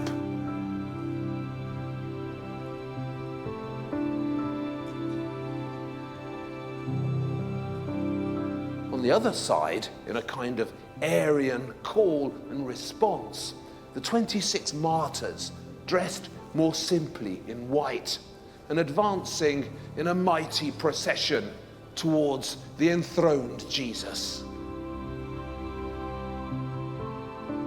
What marvellous religious theatre this is. What vivid and exciting mosaics. And all you pretend Goths in Camden, if you're watching, the real Goths made this.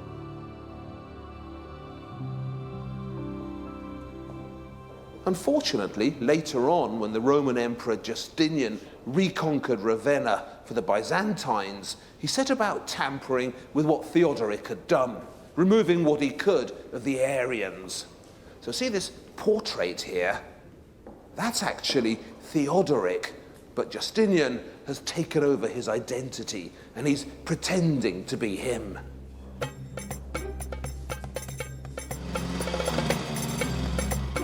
This, they say, is what's left of Theodoric's Ravenna palace. You can see it inside San Apollinaire as well. A great golden palace, filled once with magnificent Ostrogoth treasures. There's a museum in Romania, in Bucharest, that's bursting with this Ostrogoth bling.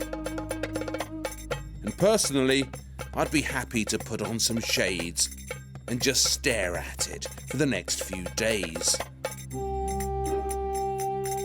But we can't, because back in Ravenna, the story of the Ostrogoths has darkened and grown eerie. When Justinian conquered Ravenna, he had all signs of Theodoric and the Ostrogoths removed. And the great mosaic palace is now a ghost town with no one in it.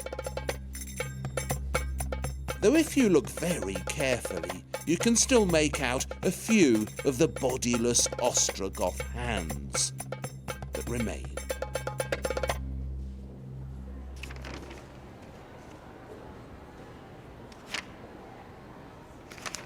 Theodoric left his mark on many art forms.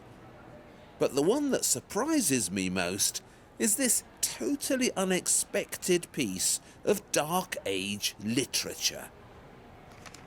The Silver Bible is a Gothic gospel book written in Gothic with a Gothic alphabet. It was written in northern Italy, probably in Ravenna, and probably for the Ostrogothic king Theodoric the Great. In the beginning of the 6th century. Most people imagine that what used to be called the barbarian tribes, such as the Goths, didn't have a literature, but this of course is written in the Gothic language. Yes, and that's very remarkable because we don't know anything about the other Germanic languages, but the Gothic languages is preserved in this manuscript. It's very beautiful to look at. It's got these lovely purple pages with the silver writing on it. Yes, it's the Imperial color, the purple color. And Theodoric the Great, he got the permission from the East Roman Emperor to use this purple color. And he behaved and acted like a Roman emperor.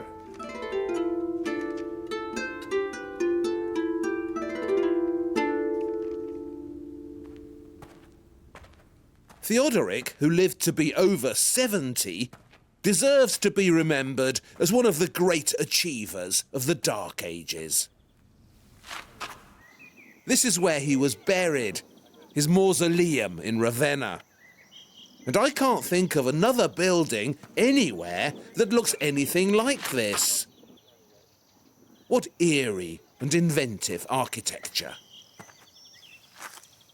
I love this thing. It's so stocky and unusual. A unique example of Ostrogoth building, which seems to have popped out of nowhere. And that's just the outside. Wait till you see the inside. Theodoric died in 526 AD and was buried here in this huge sarcophagus, shaped like a Roman bath. I find this such a spooky space, and it's absolutely unique.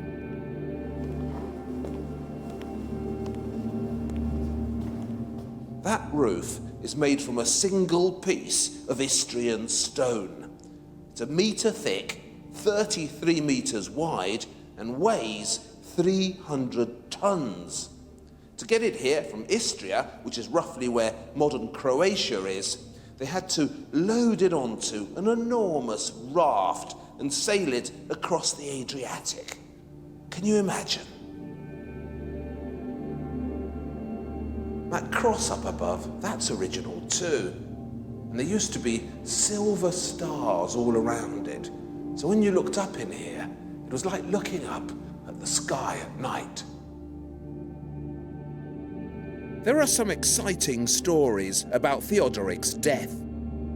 Some say he went mad after seeing one of his victims inside the head of a fish.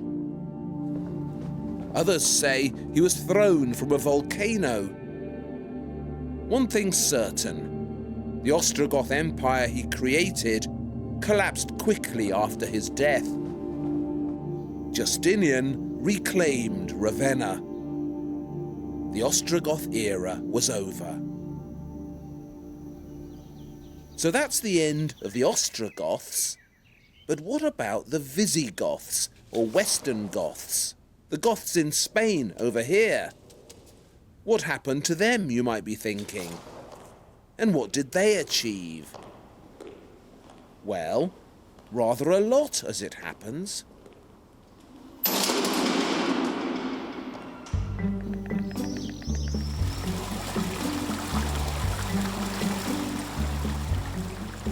This is Palencia in Spain, and what you're looking at is the oldest surviving Spanish church, built in the 7th century by the Visigoths.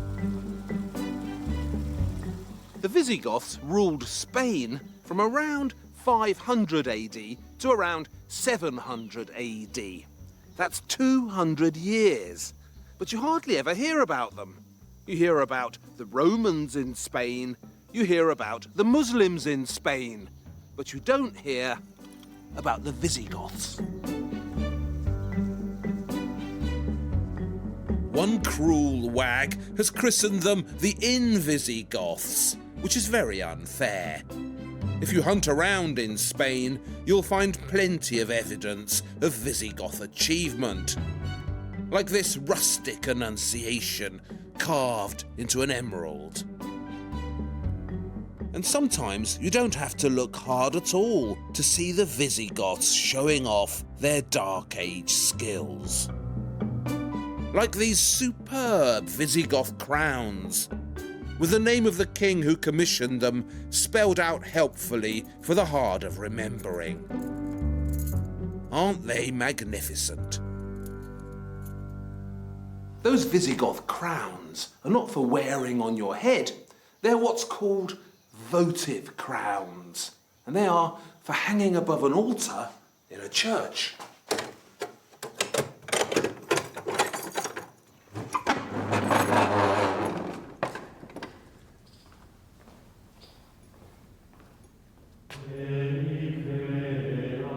Like the Ostrogoths, the Visigoths were originally Aryans. But here in Spain, they were surrounded by Roman Catholics and quickly adopted the Romanic version of Christianity. And that's when they built these exciting and inventive Visigoth churches.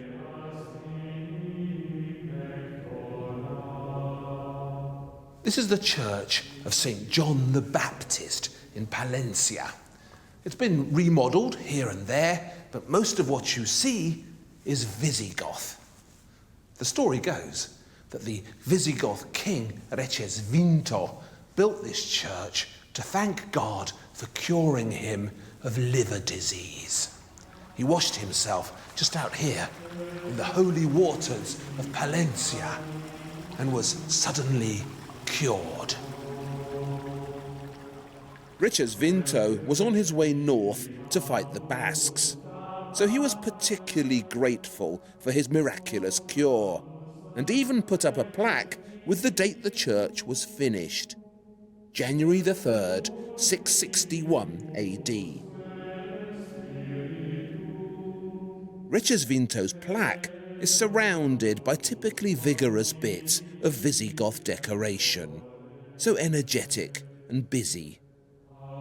Completely unlike anything the Romans came up with. I really like this Visigoth church decoration. When I look at it, I feel as if I can hear the sculptor whistling. There's something so boisterous about it, something real and untutored. It's as if for the first time in art, we're hearing from the common man. This wasn't made by an artiste. This was made by a bloke. Someone with big hands who's speaking to us across the ages. The sheer inventiveness of these Visigoths is so invigorating. I mean, look at these arches. They're special, right? Why are they special? Because they look like one of these. I don't know how much you know about arches, but if you're any sort of student at all, you'll know that horseshoe arches are remarkable. Your bog standard arch certainly wasn't shaped like this. Before the Visigoths invented these, arches were semicircular. They came round like that and that's it. But these horseshoe arches, they come down to here and they have a very different effect. Horseshoe arches look wider, airier, taller, more elegant, as if a sail has been unfurled and filled with wind. They're more playful too, less stern. This is architecture doing more than has been asked of it. This isn't just holding something up. This is having fun and looking good. So the Visigoths invented these elegant horseshoe arches. And these were a brilliant barbarian invention. But although the Visigoths invented them, they didn't perfect them. It was someone else who did that. The perfecters of the horseshoe arch are the subject of the next film, when we look at the art of Islam. In the hands of Islamic artists, the horseshoe arch would create architecture of spine-tingling beauty. It's yet another of the great achievements of the Dark Ages.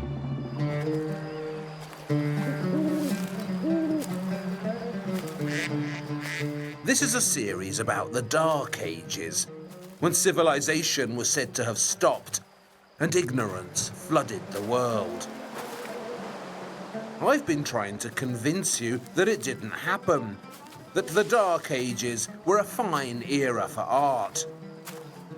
But in this film, I'm going further. The art we'll be looking at in this film is some of the most sophisticated ever made.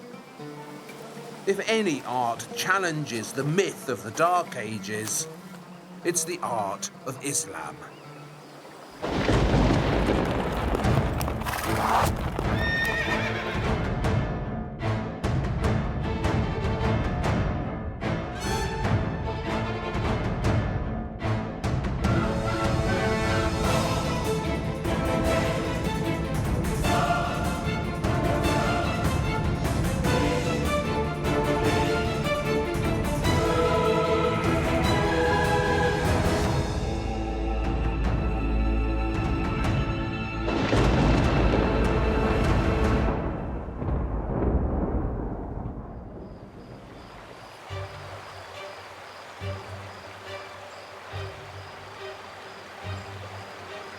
This is Cordoba in Spain. That's the great Mosque of Cordoba up there. And this handy little Dark Age gadget is an astrolabe. Some people call this the first computer. And what this thing does is calculate exactly where you are by using the stars. Islamic stargazers perfected the astrolabe in the Dark Ages to work out the direction of Mecca. So they always knew which way to pray, and it filled their art with cosmic patterns. Later on, I'll be showing you how to use one of these, I hope. But first, we need to travel back in time to the beginnings of Islam, to the first fascinating creations of Islamic art and architecture. So right now, we're here in Cordoba, in Spain. But to go back to the beginnings of Islamic art, we need to go right across the Mediterranean to here. Jerusalem, the heart of the religious Dark Ages. What huge dramas have been enacted here? What important art has been created? Most of it's gone, unfortunately, but not all of it. Some of it has survived, notably that magnificent golden dome on the horizon, the Dome of the Rock. It's one of the most significant buildings ever put up, a piece of architecture that changed history. You couldn't really ask for a more dramatic location, could you? And if you think it looks good from up here on the Mount of Olives, just wait till we get closer. Muhammad died in 632 AD, and for the first 50 years or so after his death, Islam was preoccupied with conquest. The speed at which the Islamic Empire expanded was remarkable. In just a few decades, it went from nothing to gigantic. It was the most dramatic, most aggressive, and fastest feat of empire building the world has seen.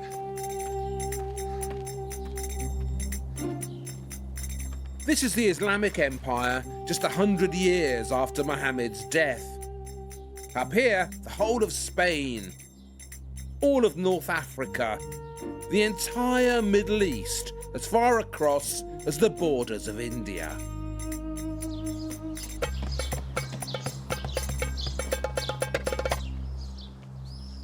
But all this astonishingly successful conquest didn't leave much time for art.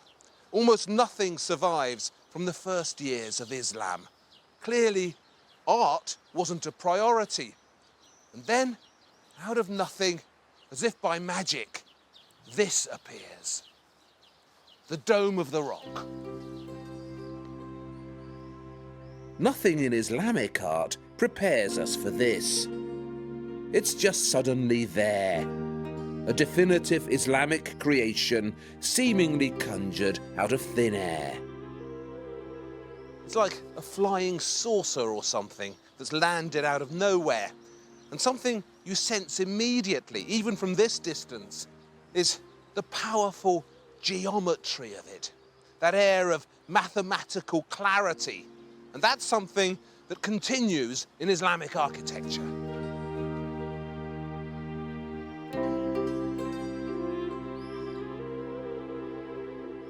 As you can see, it's an octagon. It's got 8 sides.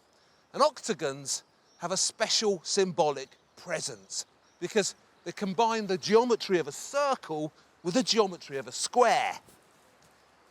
I'll show you. If I draw a circle here,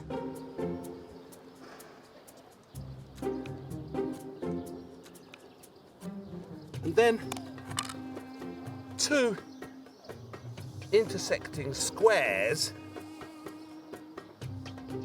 here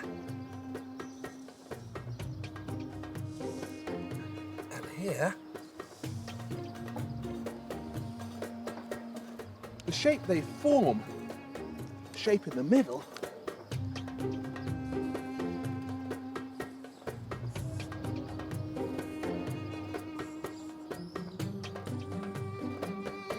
that's the octagon.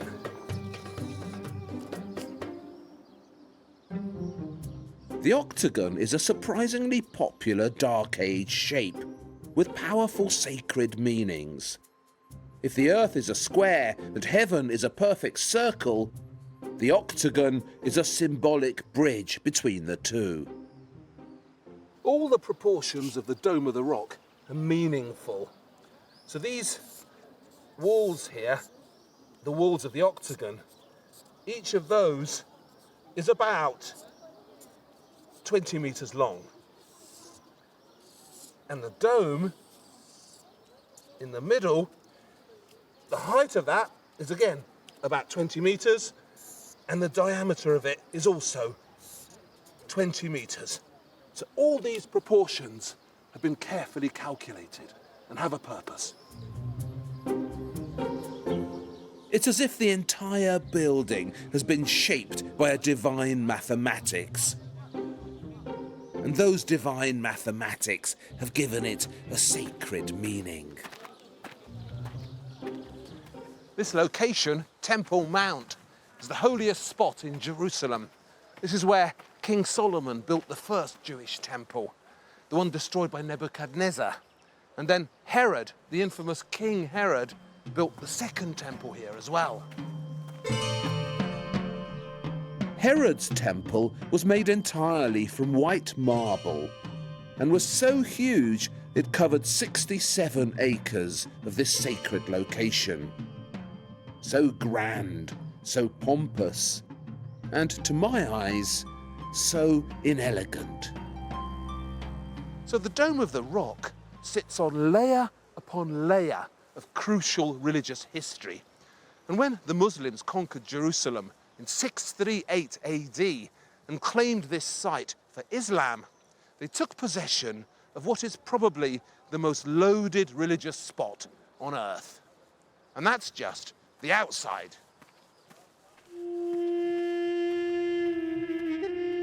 For me, this mysterious interior is one of the most atmospheric achievements of the Dark Ages.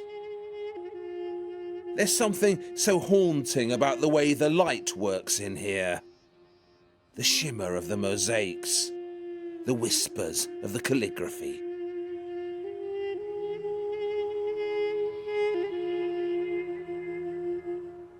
Basically, it's a circular shrine.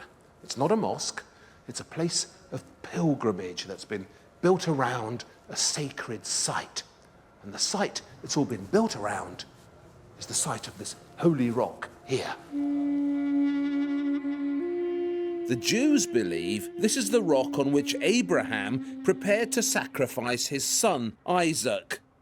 And the Ark of the Covenant is thought to lie hidden somewhere underneath as well.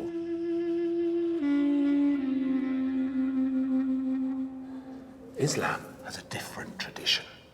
Islam believes that this is the holy rock from which the Prophet Muhammad set off on his great night journey to heaven. The angel Gabriel came to visit Muhammad in Mecca and brought him here to Jerusalem. And from this rock, the Prophet ascended to heaven, and there, in paradise, he met God, and God instructed him on the Muslim duty of prayer.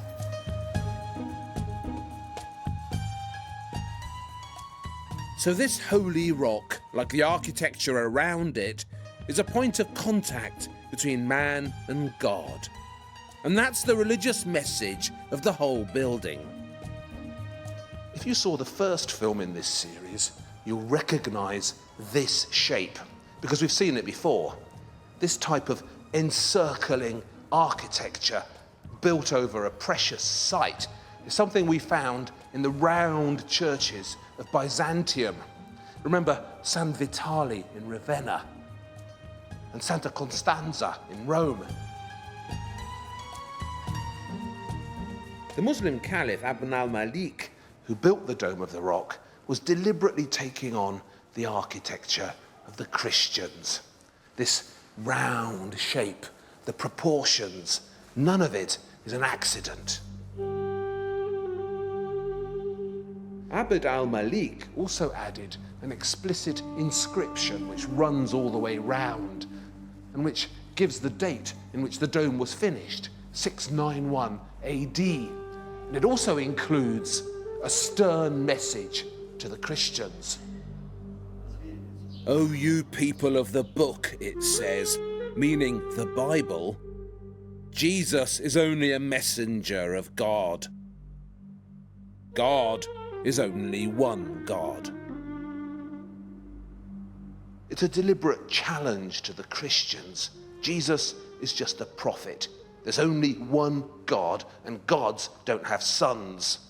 This entire building is taking on Christianity. Look at that. From floor to ceiling, it's covered in the most exquisite mosaics. Gold and green.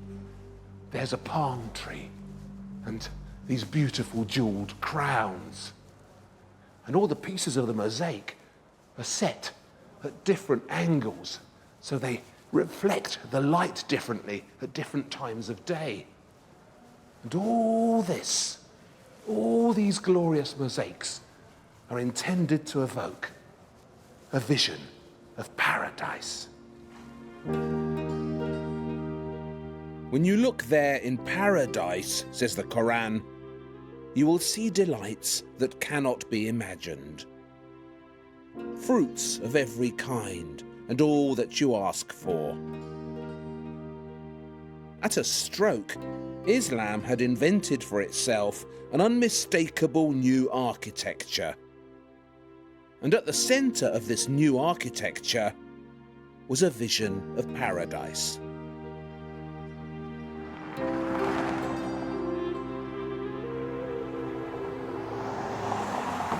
The Islamic paradise is a green and verdant alternative to the harsh desert landscape in which Islam was born. These are lands where water is precious, and so is hope. Just a few years after the Dome of the Rock was finished, the Umayyad caliphs in Damascus gave the world another wonderful Islamic structure: the Damascus Mosque. I think it's one of the most exciting buildings I've ever been in. And look what's on the walls. Inside the fabulous Damascus Mosque, the Umayyad caliphs set out actually to describe paradise and to surround the Islamic pilgrim with delightful and irresistible visions of it. It's one of Islam's most dramatic artistic moments. These are the joys that await us in heaven. These are the beautiful cities in which we'll live. And this is the water, the cool and endless water that we will drink.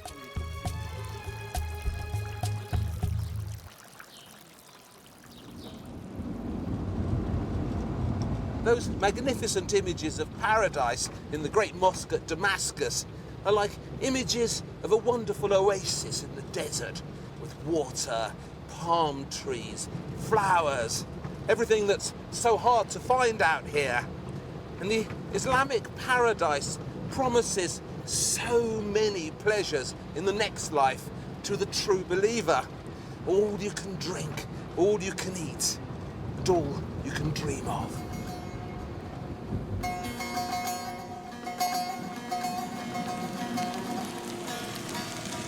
This is Qasr Amra. It's one of the desert palaces which the Umayyad rulers of Damascus built out here to get away from the city. Its heat and its pressures. No one's certain which of the Umayyad princes chose this distant desert location. Was it the Caliph Al-Walid I or Al-Walid II? What is sure is why they chose this particular spot. Qasr Amra is built in a wadi, the Wadi al-Batum, and wadis are desert valleys that fill up seasonally with water. So when it rains in the desert, the precious water floods through the wadi and fertilizes it. Round the back of the building, over here, of various contraptions for channeling this water through the palace. Because, believe it or not, what you have before you here is a bathhouse. Qasr Amra is a bathing establishment in the desert. One of the earliest surviving secular buildings of Islam.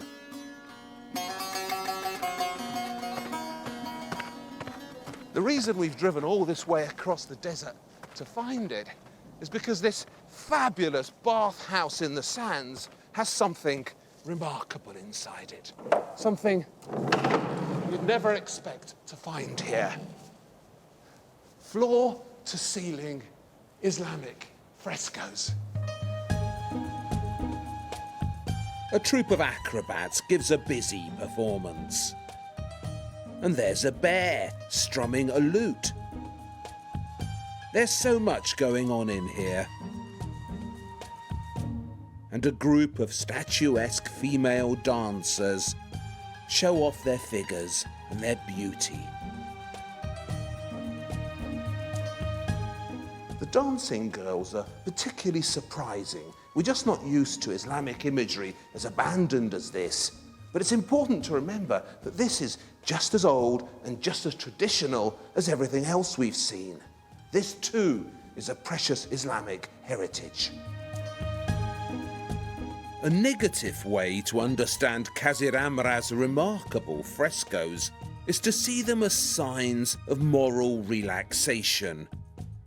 Away from Damascus, deep in the desert, a wayward Umayyad prince is indulging an appetite for wine and music and women.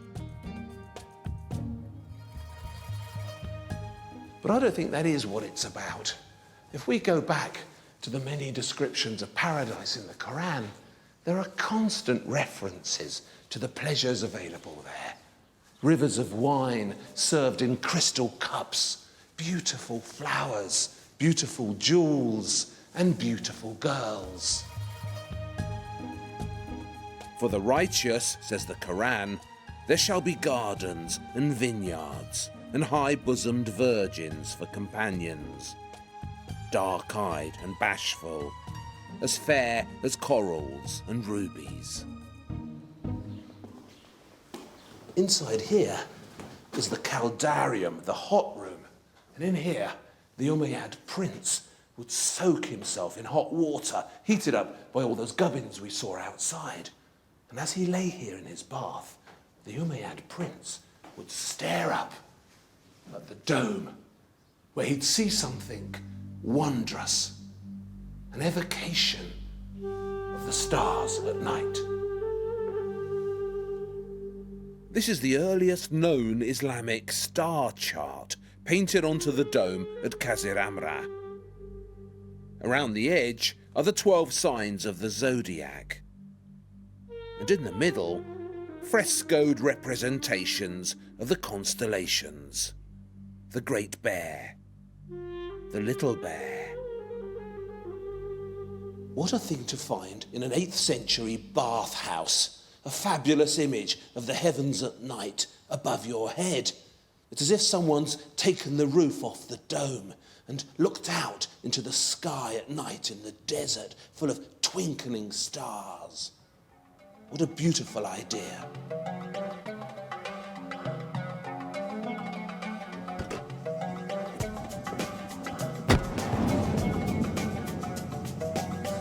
It takes a bit of getting to Qasr Amra, but I wanted to make it clear right from the start that Islamic art, from its beginnings in the Dark Ages, has this sensuous dimension to it, a relationship to pleasure that you just don't find in other art. Scattered across this great Syrian desert are the remains of fantastical Umayyad palaces, filled once with beautiful mosaics and marvellous colonnades.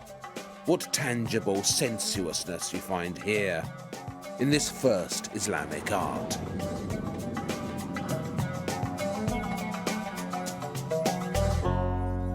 These 8th century desert palaces must once have been filled with the accoutrements of pleasure, vases, hangings, plates and cups, almost all of which have disappeared. But in 1986, here in Jordan, they dug up this. It's an 8th century Islamic brazier, and it gives us a tiny hint of what life was like in the Kaziramra bathhouse. The brazier was used to heat up the prince's room and for burning incense. Originally, there were wheels on it, and it could be wheeled around from room to fill them with sweet smells. It's made of iron and bronze, and at the front here, as you can see, there are these arches, a little bit like the ones in Kaziramra, and inside the arches are scenes of lovemaking and couples canoodling.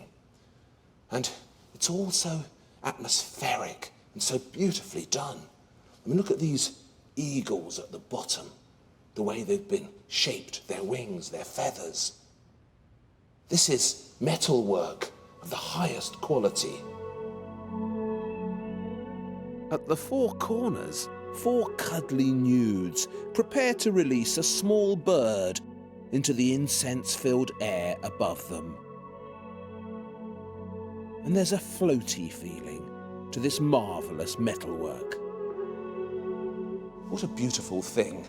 And the figurative sculptures you see here, the female figures, are again very surprising, because this is an aspect of Islamic art that was there at the start, that it's very traditional, but which modern Islam often forgets. The beautiful brazier was an object of private delectation. It had no religious purpose. But it's important to remember that sensuality played a role in the art of these times. In the beginning, this was Islamic art too. And this. And this.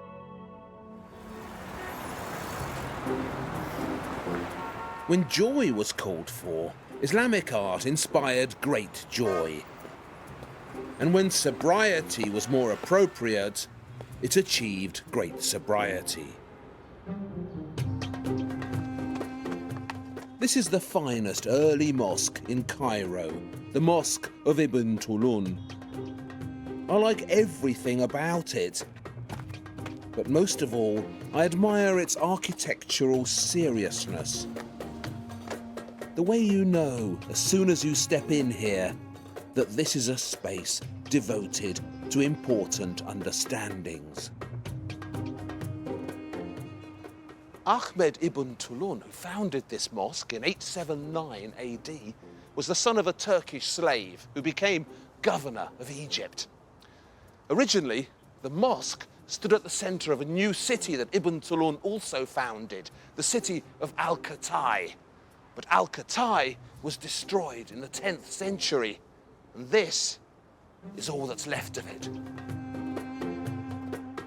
They say Ibn Tulun chose this site because this is where Noah's Ark came to rest. There was certainly water here. That domed creation in the centre is the ablutions fountain, where all Muslims must wash themselves before prayers. All mosques, and not just this one, are based on the very first mosque, which was the Prophet's own house in Medina. It was a typical mud brick dwelling with a courtyard, and in that courtyard, the Prophet's followers would gather to hear him speak. So all these great courtyards of Islam, all of them, are descended directly from the Prophet's own courtyard. Their evocative sparseness is an echo of their origins, and their sun-baked simplicity has been there from the start. The walls that encircle you here are like the walls of the Prophet's own courtyard. Their task is to keep the outside world at bay. And here at Ibn Tulun, there's actually 2 sets of walls, a kind of double glazing that separates you from the hustle and bustle out there.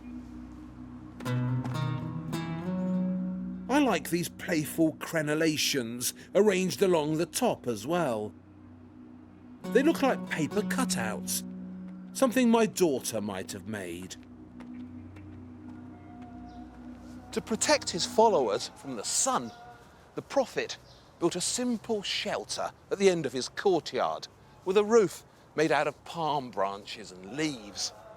And that simple shelter was the inspiration for these great arcades, which still protect the prophet's followers from the sun. The shelters in his courtyard were also used as somewhere to meet and discuss community affairs. And that marvellous communal atmosphere of a space with many purposes is something else that survives to this day in the Islamic mosque. The largest covered space was the prayer hall, which was basically the prophet's own house at the end of the courtyard. And in every prayer hall today, there's a continuation of this marvellous Islamic sense that underneath all this mighty religious architecture, you can still feel the humble presence of the prophet's own dwelling. These prayer halls are so welcoming. They have a sense of the living room about them, a home from home. Most mosques are square or rectangular in plan, and that's because they're all arranged in relation to this wall here, which is called the Qibla wall. The Qibla wall indicates the direction of Mecca. In Arabic, the word Qibla means direction, and in Muhammad's house, a simple spear stuck in the ground would mark the way to pray. The centre of the Qibla wall is marked by the mihrab, which is always the most ornate part of the wall, usually a niche. And these niches were probably inspired by the culminating niches of Byzantine churches, Christian architecture. And to the right of the mihrab is the minbar, or pulpit, and this is based once again on the prophet's own house. They say that when Muhammad had gathered so many followers, he could no longer be heard by everyone. He stepped up onto some blocks of wood, and those are the origins of the minbar. How fascinating that all the great mosques of Islam inherited their wonderful clarity, their simplicity, and their underlying sacred geometry from the humble house of the Prophet. Look at all that wonderful stucco work around the arches, all that repetition and variety. This is art used in a different way, not to illustrate something, but to create a visual rhythm. Christian churches are full of pictures that tell you stories. But there are no pictures in these great Islamic interiors. The decoration here communicates in other ways. There's a sense of endlessness to it. It develops in all directions. And it makes you feel part of something that's bigger than you. So there are no pictures. Instead, all the way round runs this Quranic inscription carved into wood. You know, I said this mosque was built on the site where Noah's Ark was said to have come to rest. Well, another story they tell here is that this Quranic inscription is carved on the actual wood from Noah's Ark. At the Mosque of Ibn Tulun, the Quranic inscription runs for 2 kilometers around the building. That's 1/15 of the entire Quran written up on these walls. This is the word of God in its most sacred and purest form. The power of the word is one of the great creative obsessions of the Dark Ages. And in the Metropolitan Museum in New York, the most beguiling of the first Korans, the so-called Blue Koran, turns the words of God into such glorious art.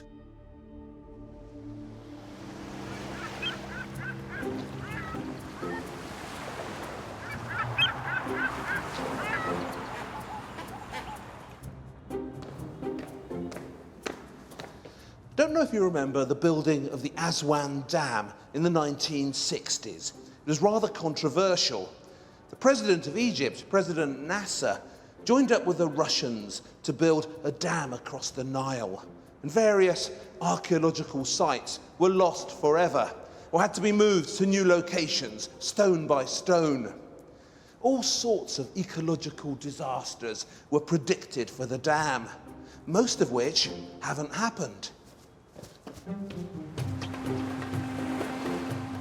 The conquest of water was another of Islam's great achievements in the Dark Ages.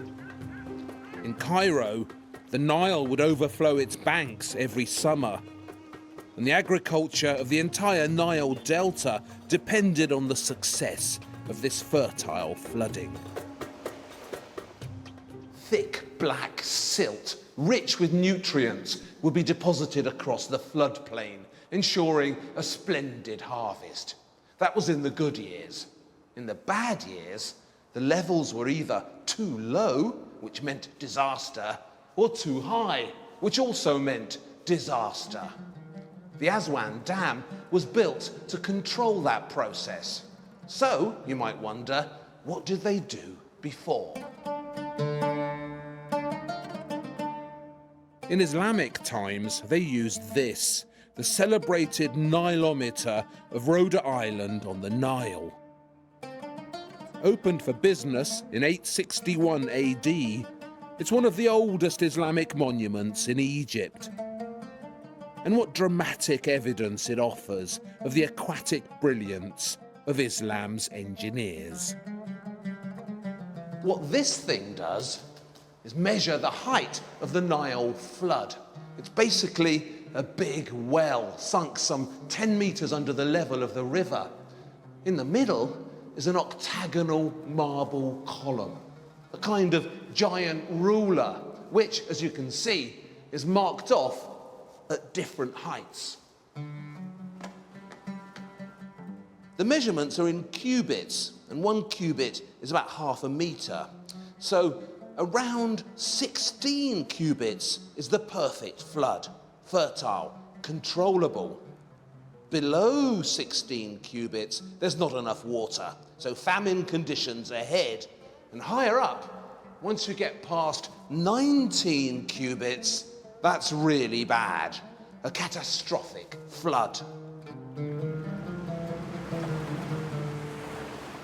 The Islamic authorities in Cairo used the Great Nilometer to calculate their annual tax demands. The perfect flood meant perfect profits ahead. Thus, this brilliant piece of design was an early Islamic alternative to the pocket calculator. Before they built the Aswan Dam, these tunnels here led off into the Nile at 3 different levels.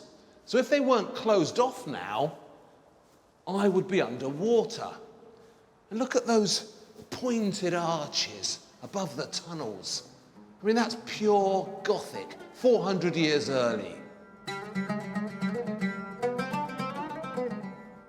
The Nilometer was designed by the famed Persian astronomer Abul Abbas Ahmed ibn Muhammad ibn Kathir al-Faghani, better known to us by his Latin name, Alfraganus.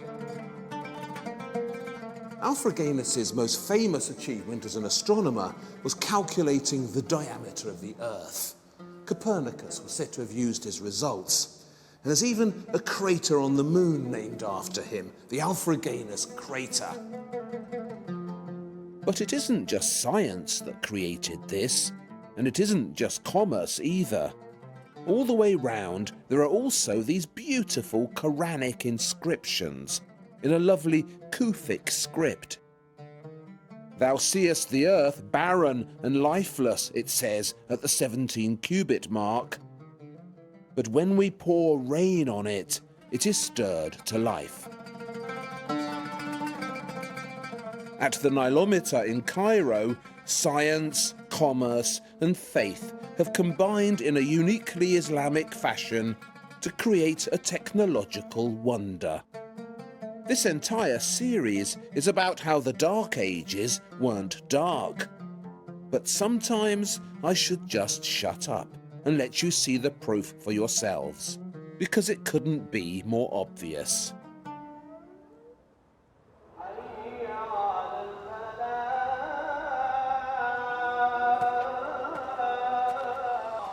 This is Kairouan in Tunisia. Once this was a city of enormous power, the most important Islamic outpost in North Africa. Now, it's a marvellous place to visit for any true student of the Dark Ages. Kairouan, they say, was founded by the great Arab warrior, Sidi Okba ibn Nafi, who conquered these parts for Islam just 50 years after the death of the Prophet.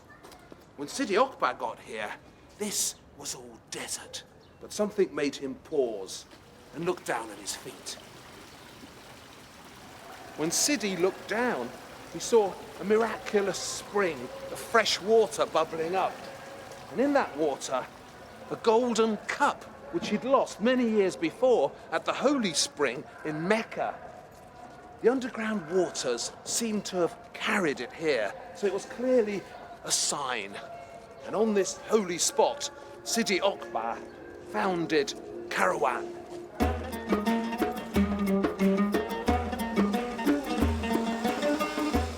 At the centre of the new city, he built a new mosque, the oldest such mosque in North Africa.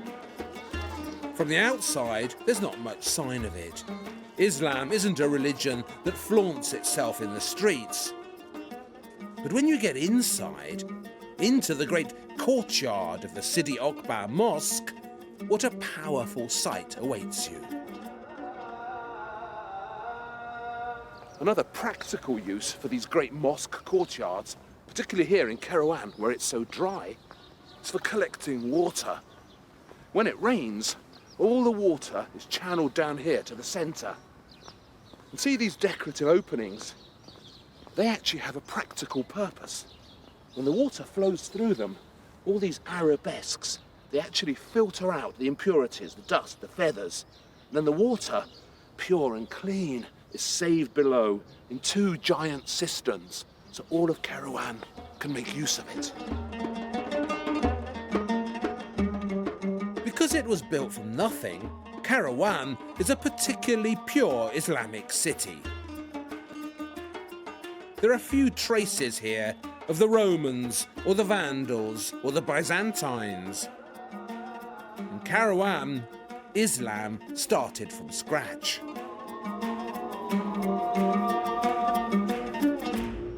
Except here in the courtyard of the mosque. Look at this column, look at the top. What is that, Corinthian? And next to it, I don't know, Phoenician? Over here, Roman perhaps? Could even be Egyptian, who knows? Of the 414 columns arranged around this great courtyard of the mosque in Kairouan, no 2 are the same. Every column is different. That's because they were all taken from other people's temples and palaces and city halls. This entire mosque was built from bits and pieces of other ancient buildings. In the old days, it was actually forbidden to count the columns in here. Anyone caught doing it was blinded. If you look closely, you find some really surprising things about this courtyard. For example, up here, there's a Christian cross. So this column must have come from a Byzantine church. But through some miracle of architectural power, despite all this busy borrowing, the end result is an unmistakable sense of Islamic unity. This space could have come from nowhere else. This is unmistakably an Islamic space. There are many remarkable things about the Karawan Mosque. But particularly remarkable, I think, is the proof that is offered here that architecture is an art form of spaces, not of details, of courtyards, not of capitals.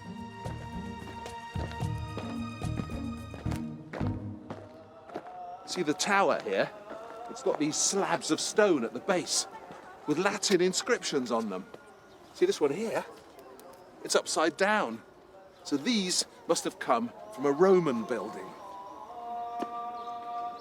This is actually the oldest surviving Islamic minaret, and it's got a bulky, militaristic presence, rising up in these three squat pieces.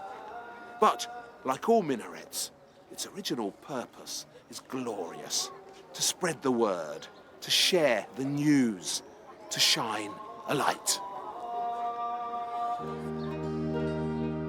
The minaret is one of the defining Islamic achievements of the Dark Ages. Islam did much that was inventive and progressive in architecture, but in its minarets, it surpassed itself. This word minaret comes from the Arabic manara, which means lighthouse, and that's its function, to be a beacon of hope, to offer safety and protection. And of course, the faithful were called to prayer from up there. In the very first mosque, built by Muhammad, the faithful were called from the rooftops. But as cities got bigger, mosques got bigger, you needed somewhere higher up from which to broadcast the faith. And look what inventive shapes were found for this conquest of the sky. This is the minaret of the great Mosque of Samarra in Iraq. Its nickname, for obvious reasons, is the snail shell. No one else in the Dark Ages built anything as aerially ambitious as this. And it wasn't just the mosques. This extraordinary brick masterpiece in Iran is the tomb of the Zirayad prince Qaboos ibn Vashimgir. It's 1,000 years old, but looks like something the Bower House might have come up with, don't you think? Inside, Qaboos had himself suspended at his death in a coffin of pure rock crystal. What a thrilling Islamic conquest of the heavens.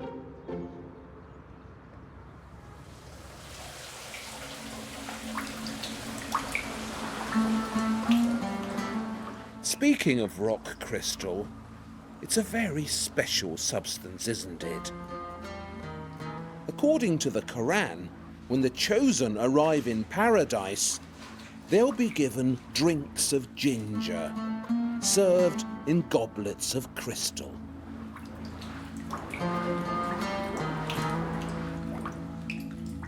Crystal, or rock crystal to be more specific, was a substance with which Islam seemed to have a special affinity. They say it was Ahmed ibn Tulun himself who introduced the art of carving rock crystals into Egypt. What's certain is that it was in Egypt that this difficult art reached perfection. I don't know about you, but I can't think of many substances in the world with a presence as magical as rock crystal. Particularly when it has passed through the hands of the master carvers of Islam. Only a handful of these gorgeous Islamic ewers have survived, and that just makes them feel even more precious. Rock crystal itself is actually very common. It's just a type of quartz, and quartz is the most common mineral in the Earth's crust. You get it everywhere. Look, there's a stripe of it here. What isn't common is pieces of quartz so pure and perfect and transparent that they satisfied the demands of the great crystal carvers of Islam. No one has ever carved rock crystal more finely than this. What they do is find a perfect lump of crystal and shape it on the outside, and then begin hollowing out the inside. And they'd hollow it further and further and further, till in the very best Islamic art, the walls of the crystal were only a couple of millimeters thick. Now that was unbelievably difficult. The shimmering images carved into these gorgeous crystal ewers would transport the drinker to paradise. Hunting scenes, flowers, beautiful birds, so crystal clear that none could resist them. And it wasn't just Islam that saw something magical in this rock crystal. In Ireland, when Ireland was still pagan, they used to put pieces of rock crystal at the entrance of the burial chambers. And in Egypt, they carved it into perfect spheres, which apparently kept your hands cool when you touched it. And of course, it was used for telling the future. And it still is.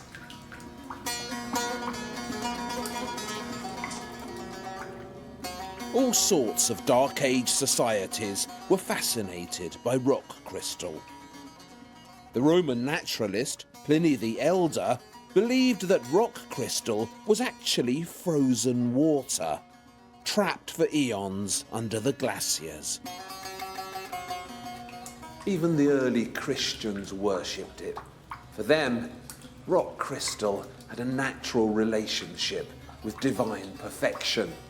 So they put it on the outside of their reliquaries and up in their golden crosses, where its perfect presence seemed somehow to connect them to God. Christian rock crystal has a different feel to it. In Christian hands, the light-filled paradise of Islam seemed to fill up with shadows. With Christian rock crystal, the Dark Ages are what you expect them to be. Mysterious, spooky, and talismanic.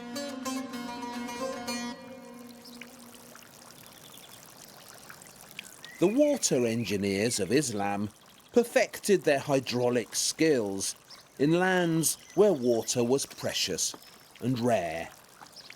So their relationship to it had something of the dream about it. For Islam, water wasn't just a necessity, it was an enticement too. This is Cordoba in Spain. The Muslim armies got here in 711 AD and conquered it from the Visigoths. Remember them from the last film. And when Islam arrived in Spain, it could not believe how fertile this new territory was, how full of paradisical waters. This is the Guadalquivir in Andalusia, the largest navigable river in Spain. The name is Islamic. It comes from Al-Wadi al-Kabir, which means the Great Valley. These days, the Guadalquivir River is only navigable up to Seville.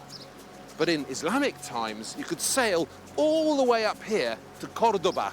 And in this great city, Islamic water architecture surpassed itself. All along the Guadalquivir, a cunning system of mills, dams, and water wheels channeled the energy of the waters. The water wheels of Cordoba lifted water from the river high up to the bank, where the gardeners of Islam used it to recreate paradise on earth. This isn't actually an Islamic garden. It's an Islamic-style garden built by the Christian kings here in Cordoba. Unfortunately, the original Islamic garden has disappeared. But Islam was here for 500 years. So this style of garden making is ingrained in the culture. And what you still get here is a vivid sense of how the Islamic garden felt. Fountains, waterways, flowers. These are the divine atmospheres of those magical paradisical mosaics we saw in the great mosque at Damascus. Except this time, they're real. To enter the mosque at Cordoba, you need to pass through another beautiful evocation of the paradise ahead. An orange grove, so divinely harmonious. This was obviously a very desirable location. They say there was a Visigoth church here originally, and later, when the Muslims were finally kicked out of Spain, a Catholic cathedral was plonked in the middle of the mosque, creating this ungainly hybrid. It was the Umayyad prince Abd al-Rahman I who began building the Cordoba Mosque. He actually bought the land from the Christians, and in those early days of religious tolerance, Muslims and Christians shared the building. The Cordoba Mosque is famous for its columns. 856 of them. Like rows of palm trees in the oasis of Syria is how someone's described them. Columns are very laborious to make, and they use up a lot of precious stone, so they're very heavy. And if you can avoid making them, you will. For the Cordoba Mosque, the columns came from the Visigoth church that was there before, and also from nearby Roman temples. But these reused Visigoth columns weren't quite tall enough. So to make the Cordoba Mosque higher and more airy, the architects of Islam came up with a brilliant new idea: the double arch. 2 arches for the price of 1. At the bottom, the horseshoe arch, borrowed, as we saw in the last film, from the Visigoths. Then, on top of that, a round arch, arch number 2, making the mosque taller, less solid-looking, more see-through. For the first time in European architecture, the aesthetics of light were shaping a building.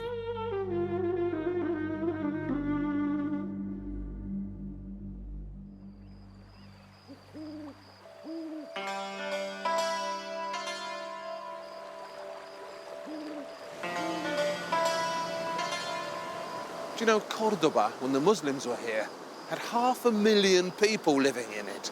It was by far the largest and most prosperous city in Western Europe. And all of those inhabitants had running water. They had toilets that flushed, street lamps, in the 10th century. In urban planning, architecture, mathematics, and water engineering, Islamic knowledge was peerless.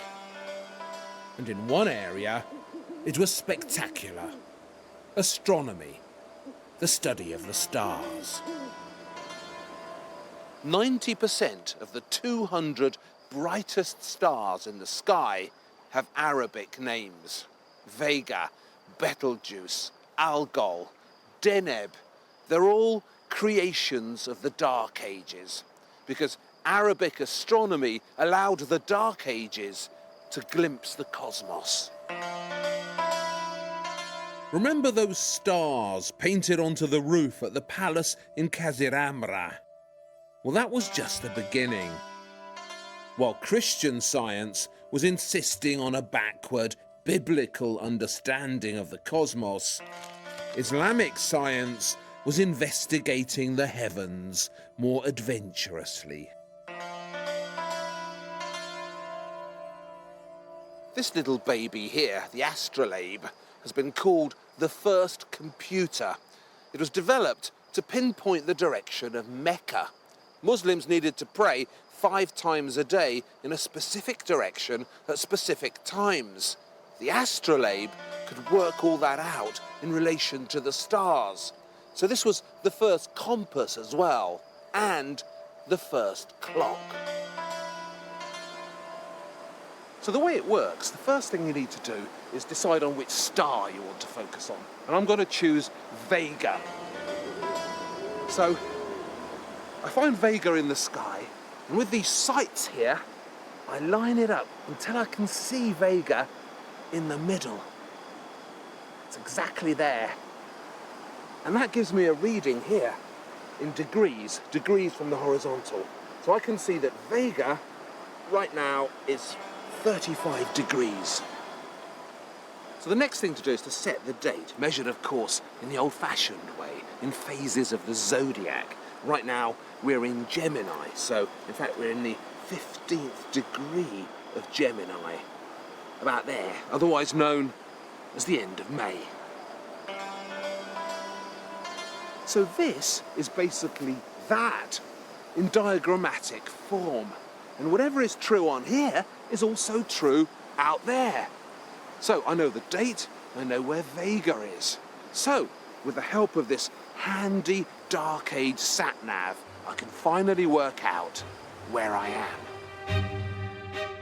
It was Alfraganus, the multi-skilled designer of the nilometer in Cairo, who undertook the first great Islamic exploration of the stars.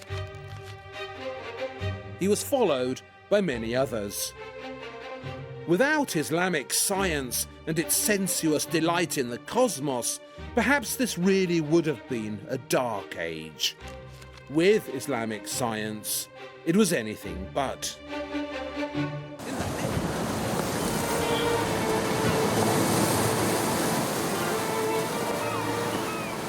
So far, on this artistic journey through the Dark Ages, we've been hugging the Mediterranean and following the sun.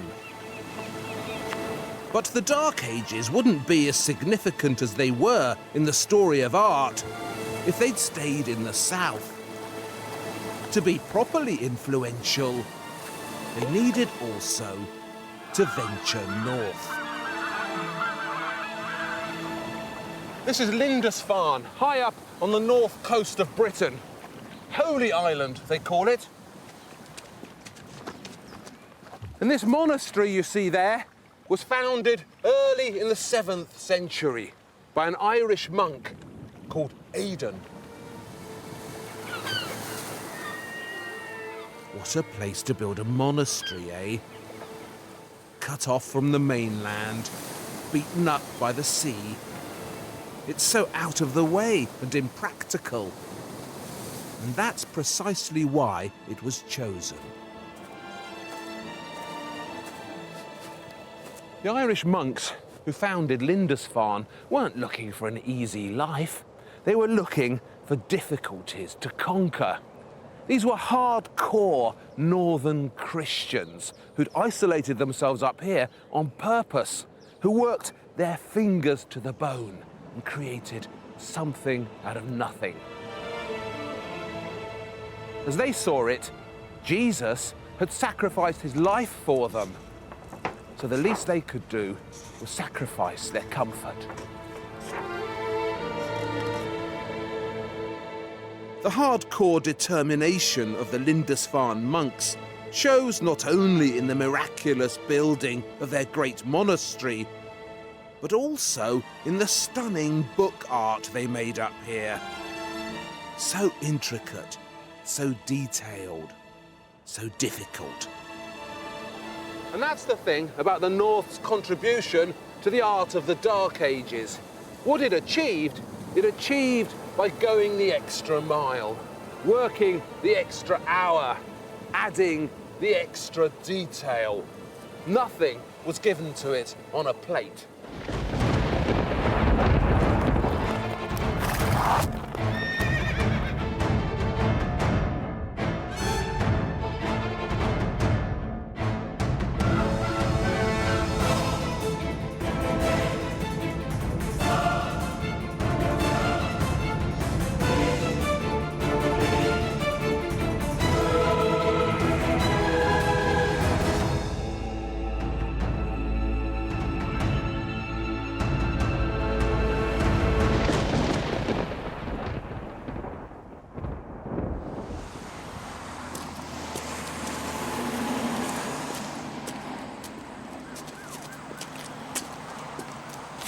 In this film, we're going to be looking at the Carolingians, Dark Age expansionists from France, whose huge empire gobbled up most of modern Europe, but who made art of exquisite finesse and richness. Also, the Vikings, who despite their terrible reputation for raping and pillaging, were actually exceptionally inventive craftsmen. The extreme delicacy of Dark Age Viking art is an unexpected pleasure. Then up here, in the north of England, we'll be celebrating a Dark Age nation whose artistic handiwork was admired across the whole of Europe. I'm thinking, of course, of the Anglo-Saxons. So skilled, so hard-working, so ingenious. Speaking of hard work, one of the things we're going to be doing in this film is following the creation of an Anglo-Saxon jewel from start to finish. Later on, I'll introduce you properly to Sean Greenhouse here. For now, all that really matters is that he's going to be making something exquisite. A silver disc brooch in the Anglo-Saxon manner. Sean Greenhouse's Anglo-Saxon brooch is a pleasure we're saving for later. First, we need to confront the North's most notorious barbarians. We've tackled some terrifying warrior nations in this series. The Huns, the Vandals, the Goths. But when it comes to bellicosity, no one has quite as fearsome a reputation as the Vikings. You know, people get so much wrong about the Vikings. They didn't wear these ridiculous helmets for a start. These were invented in the 19th century by a stage designer working on a Wagner opera. He had to make one of the singing Vikings look particularly evil.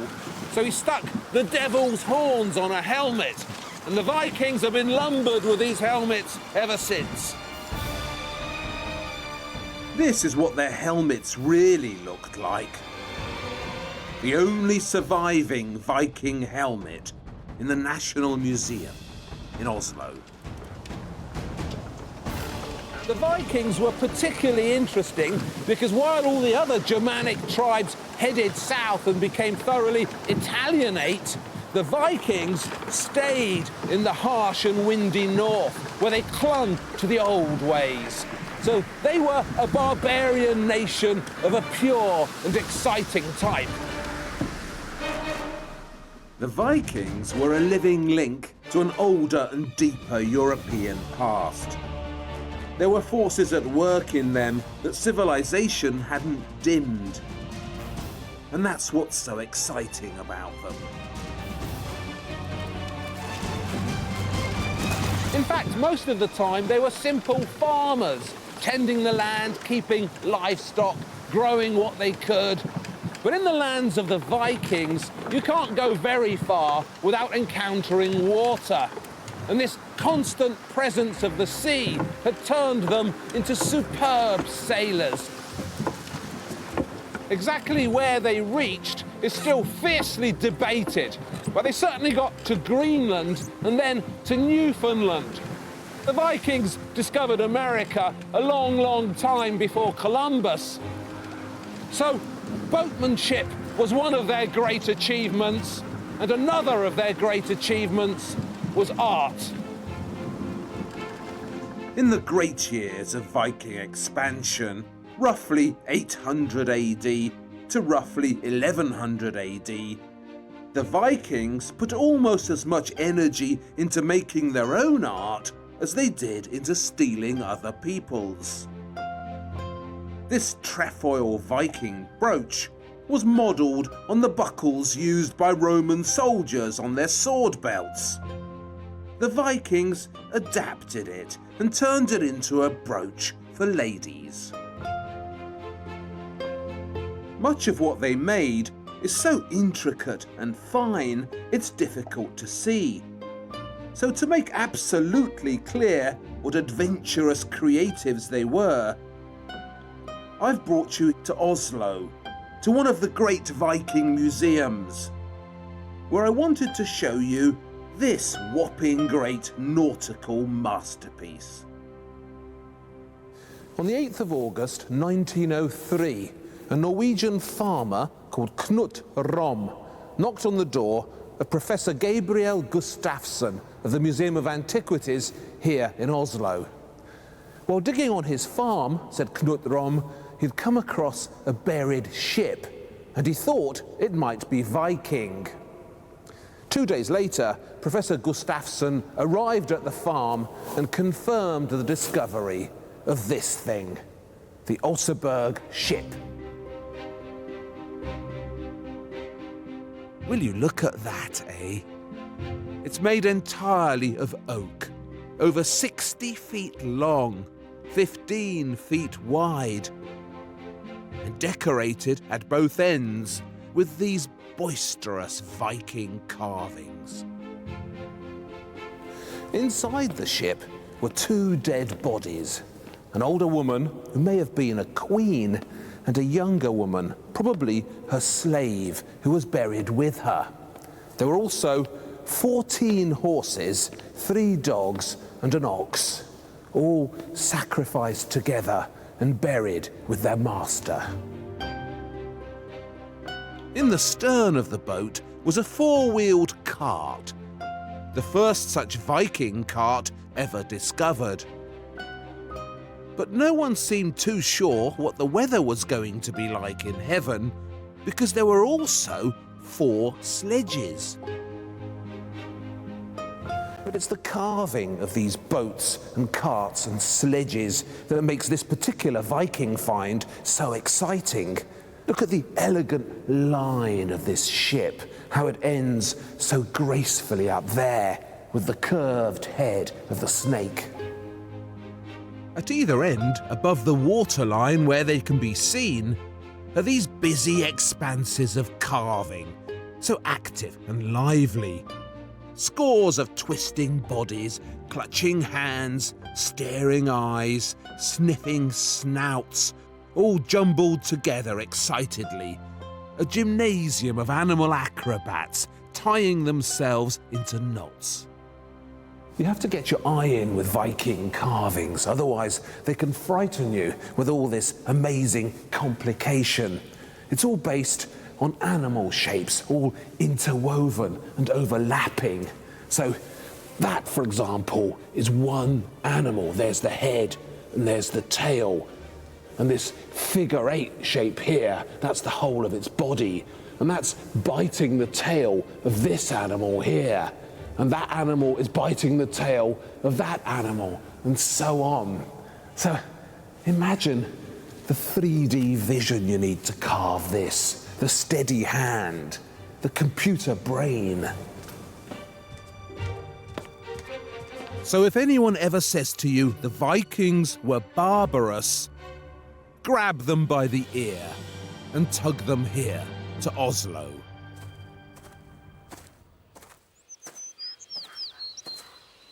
Runes. More runes. And still more runes. All over Scandinavia, Norway, Denmark, and particularly here in Sweden, you find these magnificent standing stones left behind by the Vikings, covered in wobbly carvings and all these runes. Runes are the bits of writing on the twisty snakes. You usually find them on Viking gravestones. These ones here say Girior loved her husband and remembers him with her tears. Because they're carved on these mighty stones and not written down on handy bits of parchment or vellum, there's a tendency to mythologize them, to see great truths in the runes. According to Norse mythology, the runes were found by Odin, the supreme god of the Norsemen, while he was hanging from the Tree of Life, the famous Yggdrasil. For 9 days and nights, Odin stayed in the great tree, waiting, hoping, until eventually the runes fell into his hands and revealed themselves to him. Odin passed them to us. Thus, from the start, the runes were associated with magic and the mysteries of the cosmos. This splendid story about Odin up in the trees and the origin of the runes is another example of the extraordinary power that words had in these fateful years. Words, letters, symbols seemed to mean so much in the Dark Ages. They were so loaded, they had such resonance.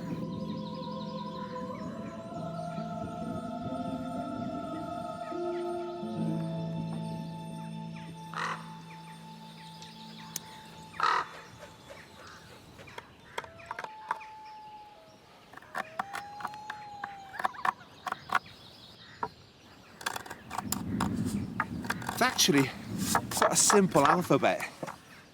So this shape here, that's a V sound. And that's an A, an L, and so on. So that says Waldemar. And in fact, this whole message is, here stands Waldemar in Viking land.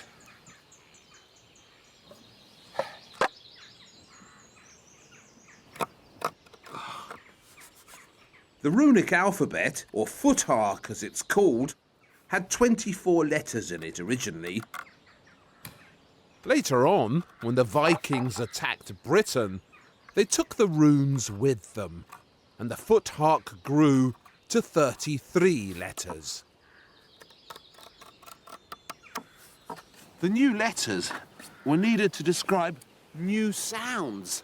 Every time the Vikings conquered a new territory, and new words entered their language, they needed new letters to describe them. So, for example, originally there was no W, and I have to use a V sound for my name, Waldemar. So the runes were never some cobweb-covered dead language fit only for a museum. They were always alive, vibrant, and constantly changing.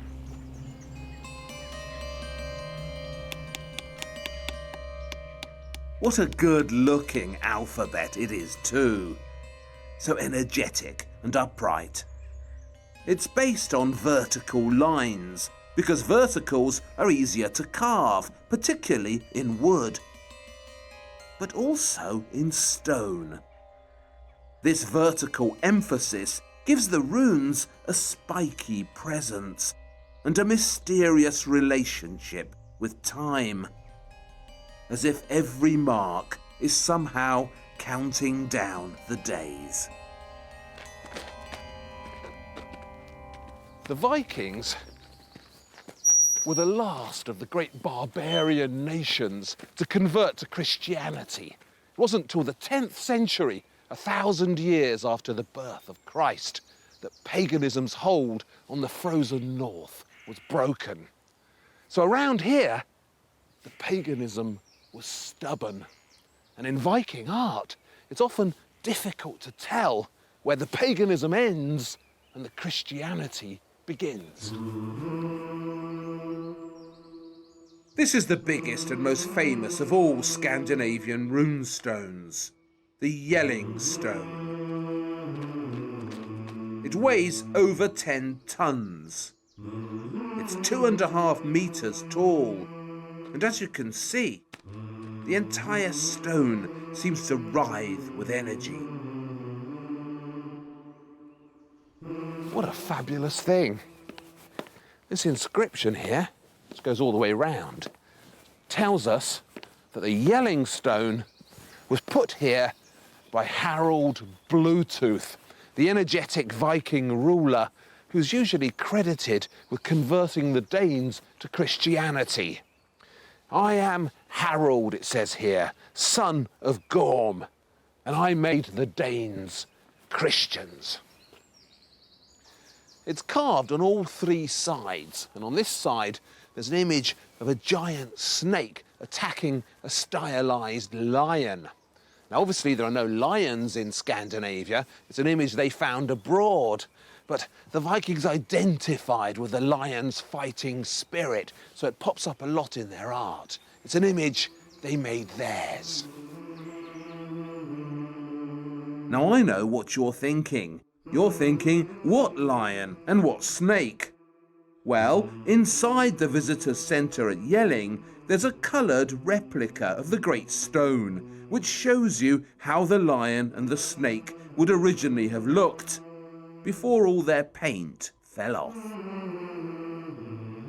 But the most surprising sight is here on the biggest side. It's the culmination of the entire stone. But you can't see it yet. The light has to be exactly right.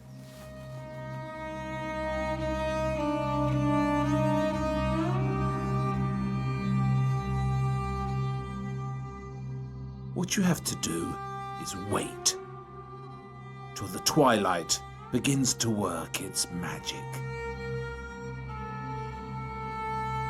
Can you see it? It's a splendid Viking crucifixion with this stern Christ in the centre, surrounded by all these writhing Viking knots. It's as if the whole stone can't keep still. And I like the way Christ hasn't actually got a cross. He's just standing there with his arms outstretched. So it's obviously another image that's been imported from abroad and is now being misunderstood so confidently.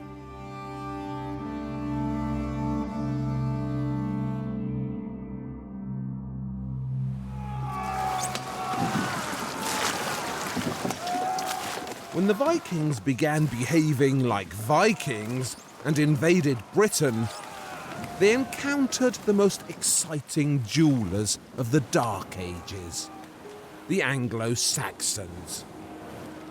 How do we know they were exciting? Because they've left behind this, the Sutton Hoo treasure.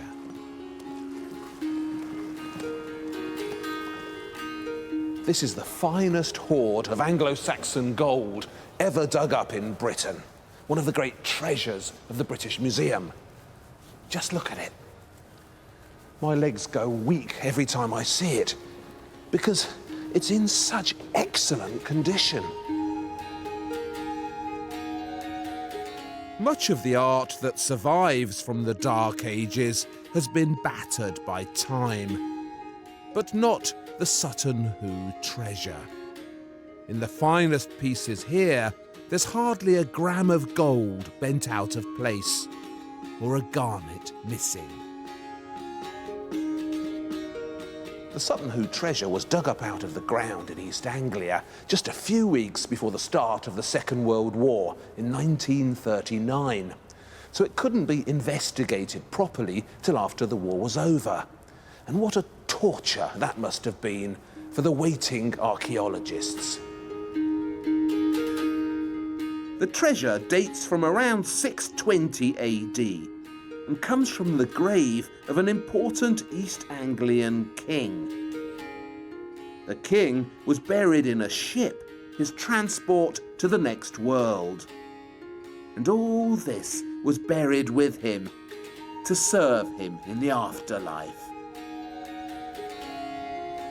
These bits of sword here and the helmets mark him out as a mighty warrior. You wouldn't want to get on the wrong side of this man in heaven. They found a lyre in his grave as well, so the king could listen to his favourite music in the afterlife. That's a recreation of it. He had to eat well, so this fabulous cooking cauldron was buried with him. Look at all the intricate Celtic decoration. around it. Most important of all, the people who buried the king made sure that he'd look good in the next world by burying him with his best Anglo-Saxon ruler bling, which is where this gold comes in, and those magnificent garnets. If you've ever seen finer jewellery than this, let me know where, because I want to go there. How did they do it, these Anglo-Saxon wizards? To penetrate their secrets, I've tracked down a man who knows. In his youth, Sean Greenhouse was a skilled forger, and some of the world's greatest museums have admired his output. Sean was finally caught and sent to prison, so he served his time, and these days puts all that expertise to much better use as an independent craftsman. The methods he uses aren't exactly the same as the methods of the Dark Ages. The modern world has changed too much for that, but they're about as close as you can get. And what Sean's work gives us is an insider's view of how Anglo-Saxon jewellers actually made their pieces. So Sean, can you tell us what it is you're going to be making? Oh, it's an Anglo-Saxon disc brooch, silver with some enamel gilding, covering most of the aspects that the Anglo-Saxon jewellers would use. They obviously had lots of different techniques in the way they made their jewellery. So which ones are you picking up here? Well, this is probably a 10th century. It's like a late Saxon disc brooch. The earlier ones were the gold and garnet mostly, but these are religious symbolism on these. Is this based on a existing brooch? No, it's my own design, but it kind of encompasses elements of other things, kind of. So it's an original design in itself. The centre part will be done in gold ribbon, plus on it different coloured enamels. And that's a picture of an Anglo-Saxon king? Yeah, just a generic long tash, beard, what have you, and a sword in his right hand. And the element I haven't actually put in is the hand of God over his shoulder. That'll be put in white and gold enamel. Wonderful, well, let's get going. Okay, let's get on with it.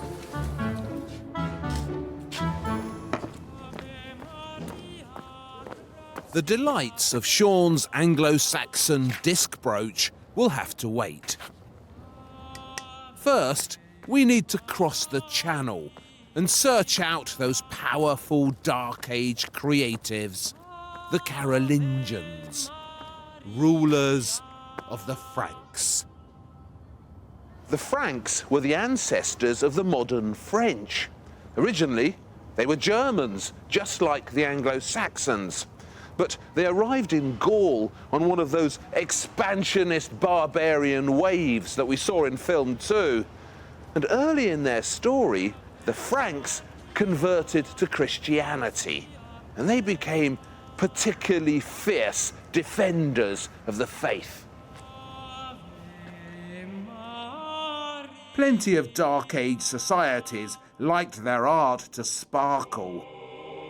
A taste for gold is one of the Dark Age's defining characteristics. But when it comes to religious bling, the Frankish Christians were top of the charts.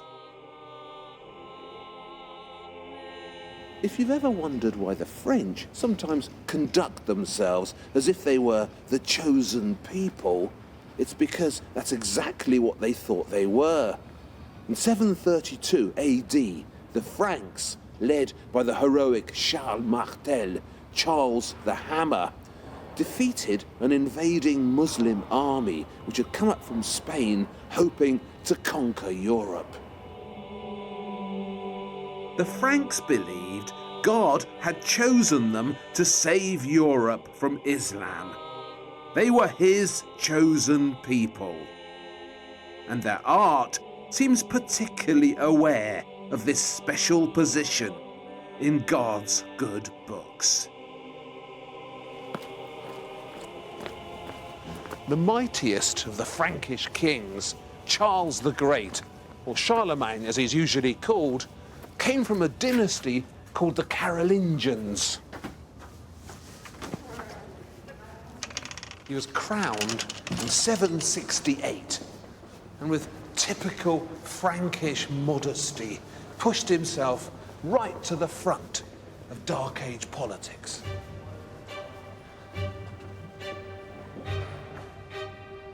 Charlemagne was determined to expand the Frankish Empire. After all, it was God's chosen empire, and the Carolingians were God's chosen leaders.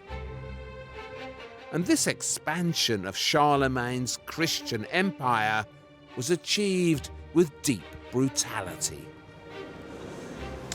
In Germany, the Saxons, who were still pagans, were given a very simple choice: convert to Christianity or die. If they didn't become Christians, they were killed. That was Charlemagne's choice.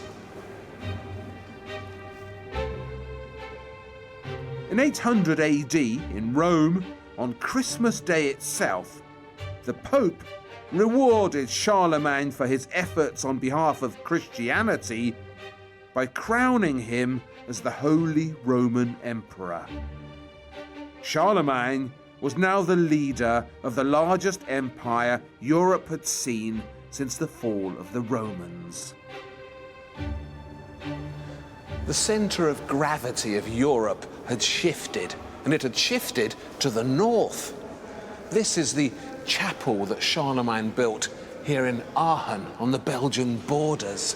And from here, he ruled his new Christian empire.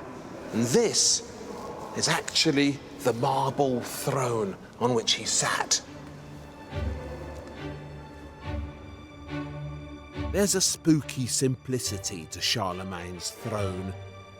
4 slabs of ancient marble, a few metal clamps, 6 marble steps, and that's it. A gold-loving emperor is pretending to be a simple man.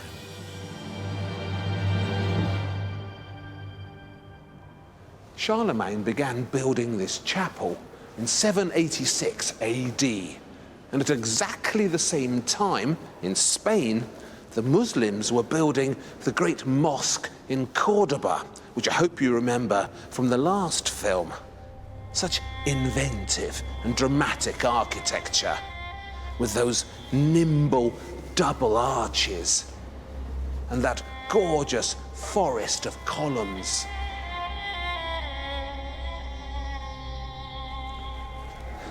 Charlemagne's chapel, this chapel, was intended to be a deliberate riposte to the Muslims, a Christian answer to the Cordoba Mosque. Look up there at the arches and see how they have these alternating bands of colour, just like the arches in the Cordoba Mosque. But in Aachen, the stripy arches don't float or soar. Nothing does. This is architecture drawn with the biceps, not the wrist. Effortful and ponderous. I don't like this building. It feels brutal, clunky. This round shape was based originally on a Roman mausoleum, and you can still sense the doomy and cold atmospheres of the mausoleum in here. Gloomy, expensive, intense. Frankish Christianity bulldozes the senses. But it doesn't really pleasure them. At least I don't think so. In the battle of the northern Christians, give me Anglo-Saxon art any day.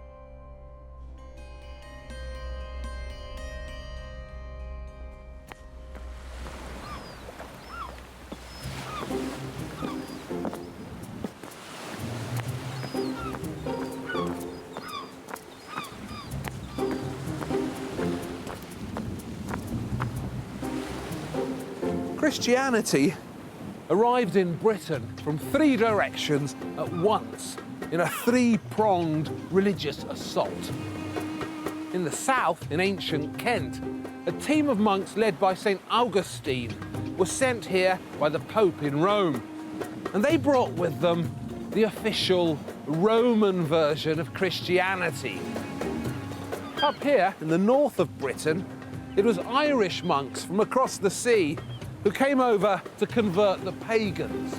And they brought with them a harsher, more basic, more penitential form of Christianity.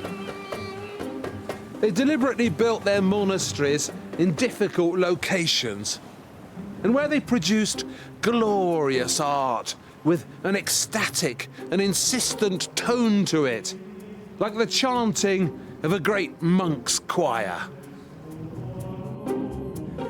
The third type of Christians found in Anglo-Saxon Britain were the ones who were already here. Remember in film 1 how the Romans converted to Christianity under Constantine, and how one of the earliest known Christian house churches was found in Roman Britain, in Lullingstone, in Kent.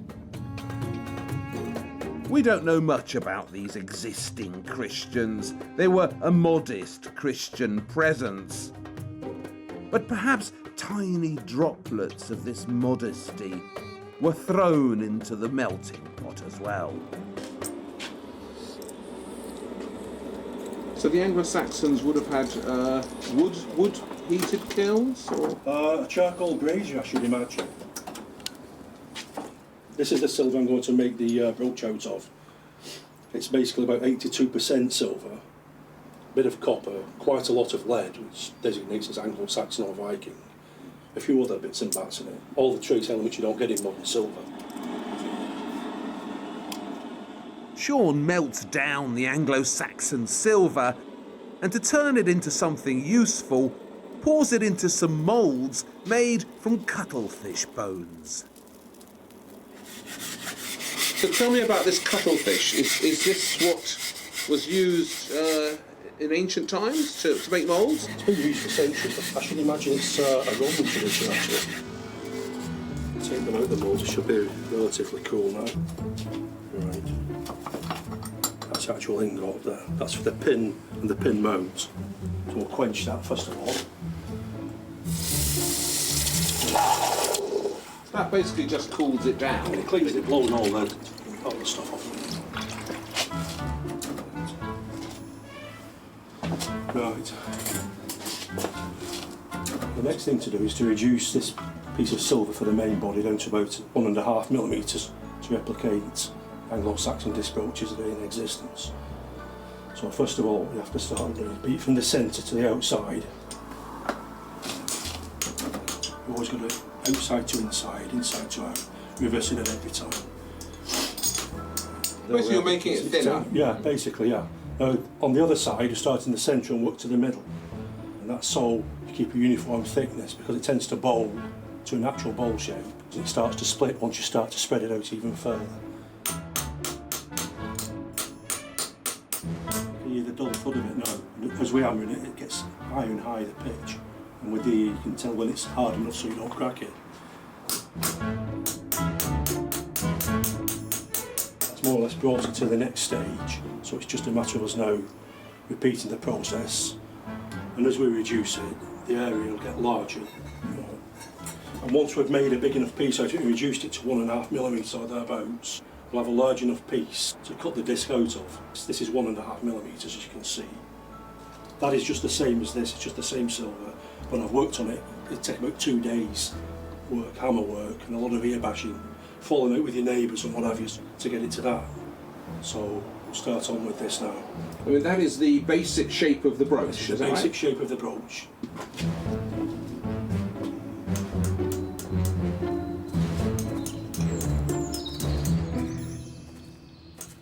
While Sean Greenouch bangs away in his lair, back at the front line of the Dark Ages, the Anglo-Saxon custom of burying the dead with things that would be useful to them in the afterlife was, of course, a pagan custom.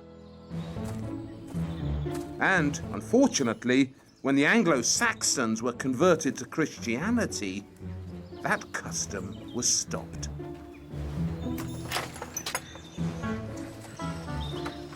In a Christian burial, you buried the body and that was it.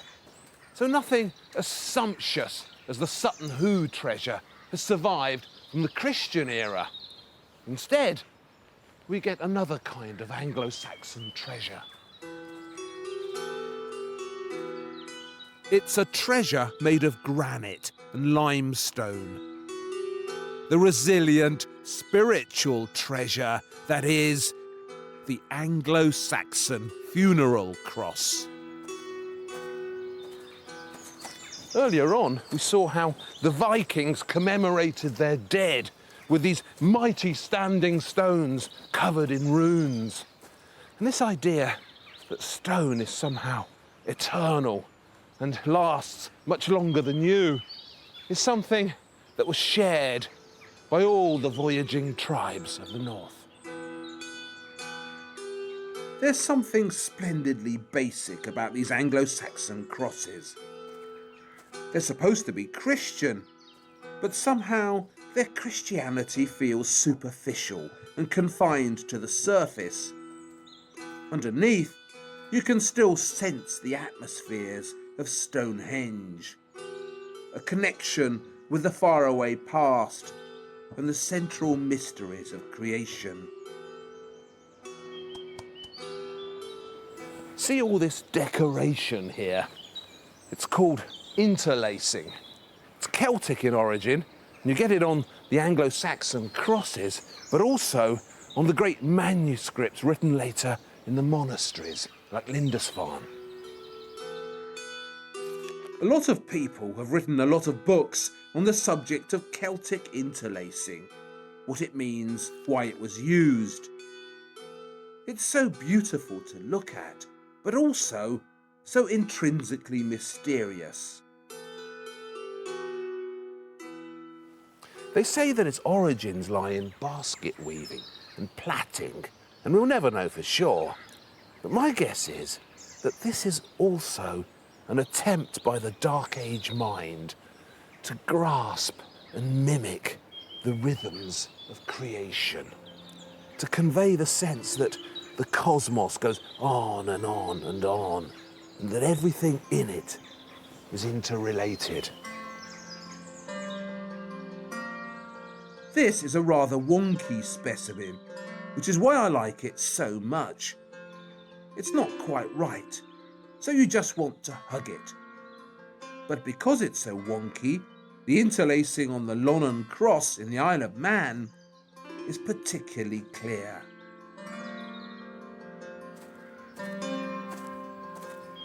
We're going to be seeing a lot of this Celtic interlacing in the marvellous manuscripts that are coming up.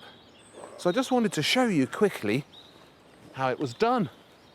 It looks immensely complicated, but it's actually relatively simple.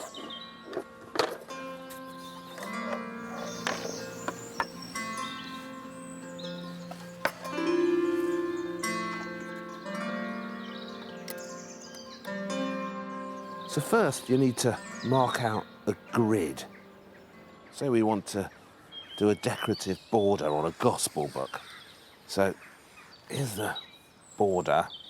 And we know from unfinished bits of manuscript that the monks have left behind that the way they did it was to make this grid with dots to guide them. So we got 3 dots, 2 dots, 3 dots, 3 dots, 3 dots, 2 dots, 2 dots, 2 dots. So like the dots on a dice. 3, 2, 3, 2, 3, 2. Then you start filling in the spaces in between. Now the big rule in interlacing is that one line goes over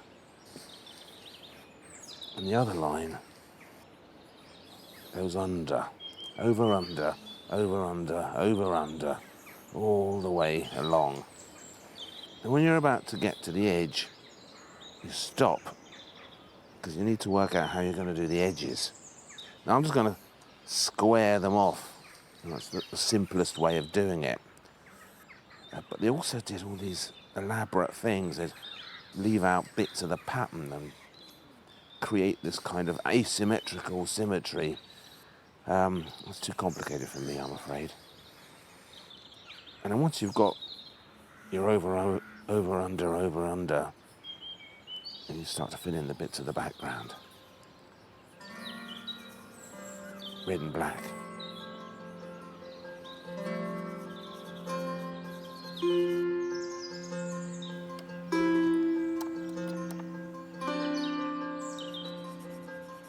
There you are. Bit of Celtic interlacing.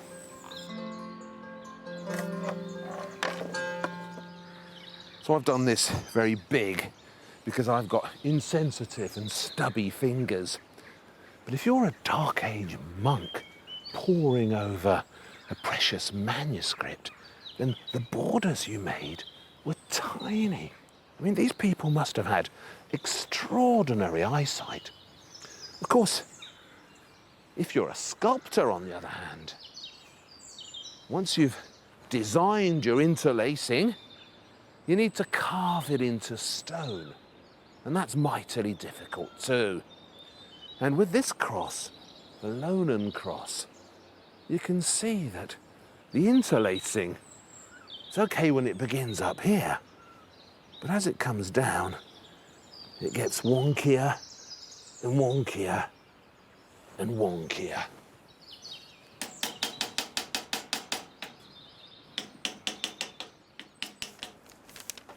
Back in Bolton, Sean Greenhouse has engraved the symbols of the 4 evangelists round the edges of his silver brooch. And he's now ready for the really difficult bit in the middle. The Anglo-Saxon king, created so carefully with cloisonné enamels. The cloisonné enamel technique is a very old technique practiced by the Romans and the Celts even before them. It's just powdered glass, ground up and mixed in with water and then just fired in the kiln. But the Anglo-Saxons and other people in the Dark Age and into the Middle Ages would use Roman glass tesseras, ground up, the kind of thing you see in wall mosaics in Ravenna and such places, Constantinople and such. Because although they had the technology to make the glass, they didn't have the oxides to get the various colours, as you can see, the yellows and the greens and the blues. The first stage is to lay down the king's outlines in a delicate framework of itsy-bitsy bits of pure gold. So fiddly, these little bits, you know. The eyes and the nose. Then the really tough work begins. Getting the powdered glass into this labyrinth of gold cells. Right. Yeah, we're just filling in the background now, the dark blue. It's always better to get the background in first, the largest area, to fill the largest area, and it kind of holds most of the wires in position then, so you're not pushing everything about. So careful you don't drop any into the other cells, but otherwise it all has to be washed off if you do that, you know. Start again. It's right, just got to work out the colour schemes now. I think the yellows can go in next, so I'll mix some yellow. Right, off we go. Now, see, this is the difficult part to fill the small pieces because of just touching them with it, the surface tension tends to like glue them to the damn brush. So, slowly does it, I think.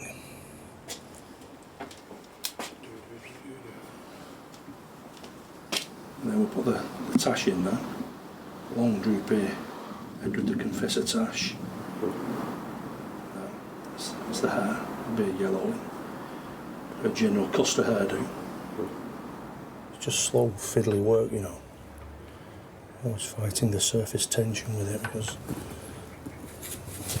Right, pale green into the cloak itself, and then we're ready for firing when we've dried it out. So.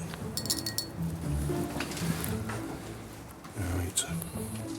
While Sean prepares to pop his Anglo-Saxon king into the kiln, I'm thinking that his brooch reminds me strongly of the most famous of all Anglo-Saxon jewels, the so-called Alfred jewel. They say that originally it was the top of a reading implement sent out to the bishops by King Alfred himself. It's now found in the Ashmolean Museum in Oxford. And what a beautiful thing it is.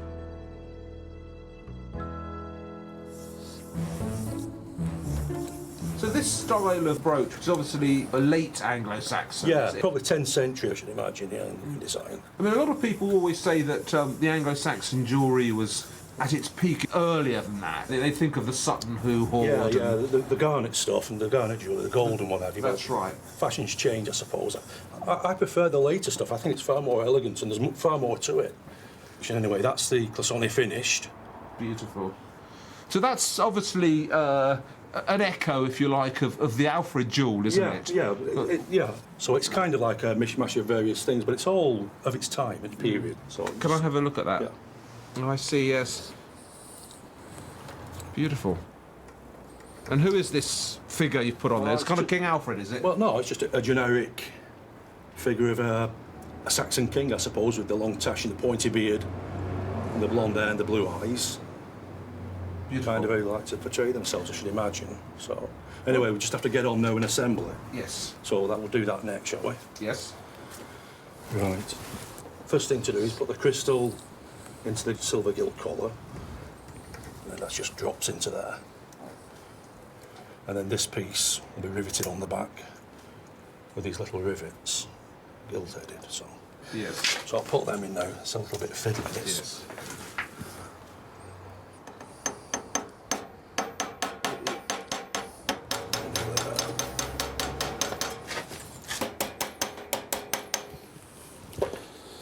And there we have it. That it? It's finished. That's beautiful. Thank you. The Sean Greenhouse jewel. You can move it about in the light, you can get the edges of the actual gold plus on it, and it kind of sparkles, yeah. Beautiful. I love cloisonné work. I love it.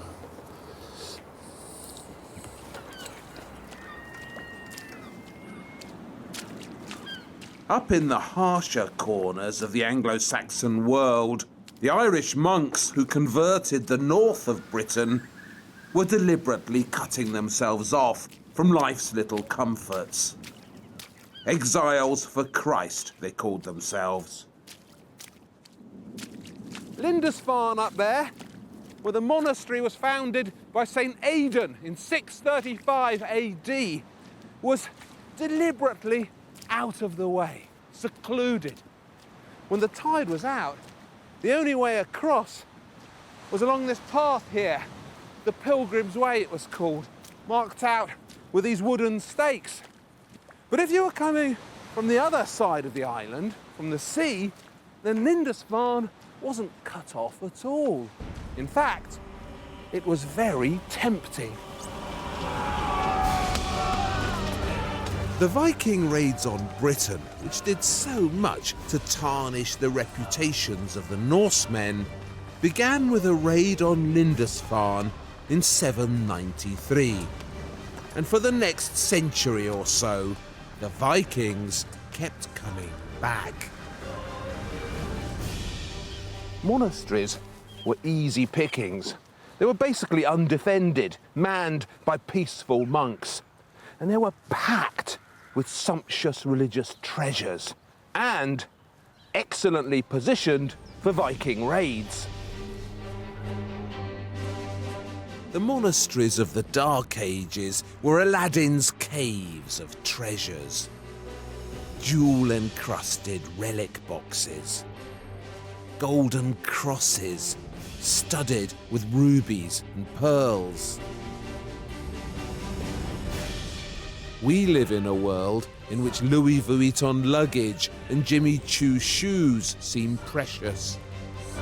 In the Dark Ages, they knew better.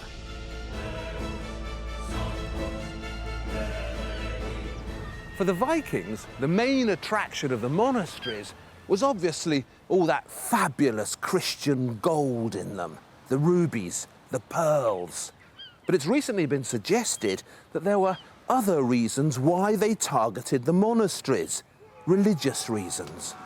Remember, in 793 AD, when they raided Lindisfarne, the Vikings were still hardcore pagans, stubborn believers in Odin, Thor, and Freya. For these pagan Vikings, the fierce missionary enthusiasm of the Irish monks and the brutal conversion tactics of Charlemagne constituted an assault on their religion. The Vikings liked being pagans. They didn't like being told they were worshipping the wrong gods. So when they attacked the monasteries, it wasn't just to grab all this fabulous Christian loot. It was also a form of religious payback. You think our religion's wrong. We think your religion's wrong. The monks on Lindisfarne were also fighting a religious war. Their monastery was a hive of busy missionary activity. But unlike the Vikings, the preferred weapon of the monks wasn't the sword, but the word. You must have noticed that all the way through this series, I've been harping on about the power of words in the Dark Ages. I'm like a stuck record on the subject. Words, letters, inscriptions. They keep appearing in this story, and wherever they appear, they seem to glow with Dark Age urgency.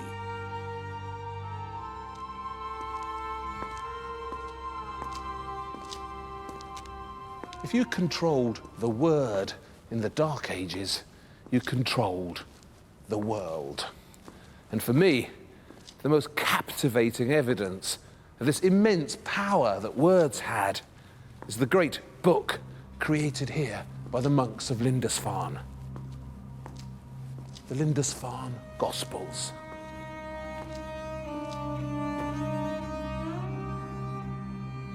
This isn't just one of the great masterpieces of British art. This is one of the great masterpieces of all art. Written and decorated on Lindisfarne by a monk called Edfrith, the Lindisfarne Gospel contains a calligraphic cosmos of exceptional vitality. It contains the 4 Gospels of the New Testament, the story of Christ as told by Matthew, Mark, Luke, and John. And each of these evangelists gets a portrait to himself. So there's St. Matthew writing his Gospel, and it says Matthäus, Matthew, up here. All the portraits in here are rather traditional. They could easily be Italian or Byzantine.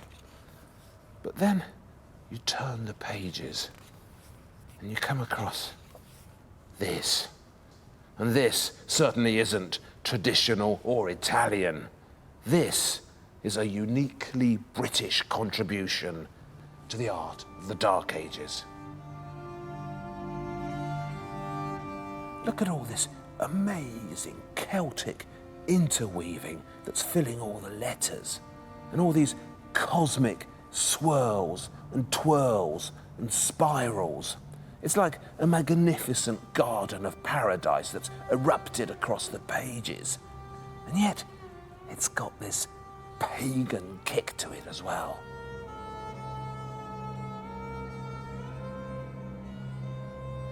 This is St. John, the writer of the 4th Gospel. That's his portrait. And there above his head, the eagle. That's his sign, just so we know who it is. And this is the actual beginning of John's Gospel. And look how astonishingly beautiful it is. And do you know what this says? What all this amazingly complicated interlacing and all this cosmic calligraphy Do you know what this says? It says, in principio erat verbum, et verbum erat apud Deum. In the beginning was the Word. The Word was with God. In the Lindisfarne Gospel, Christian energy and Celtic inventiveness, pictures and letters have come together in cosmic adulation of the Word. So that's the story of the Dark Ages. They weren't dark at all. The Christians' struggle to imagine their God was one of the most exciting struggles in art. The barbarians were inventive peoples who made glorious bling. Islam spent these years reaching for the stars, while the Anglo-Saxons were magnificent goldsmiths and brilliant wordsmiths.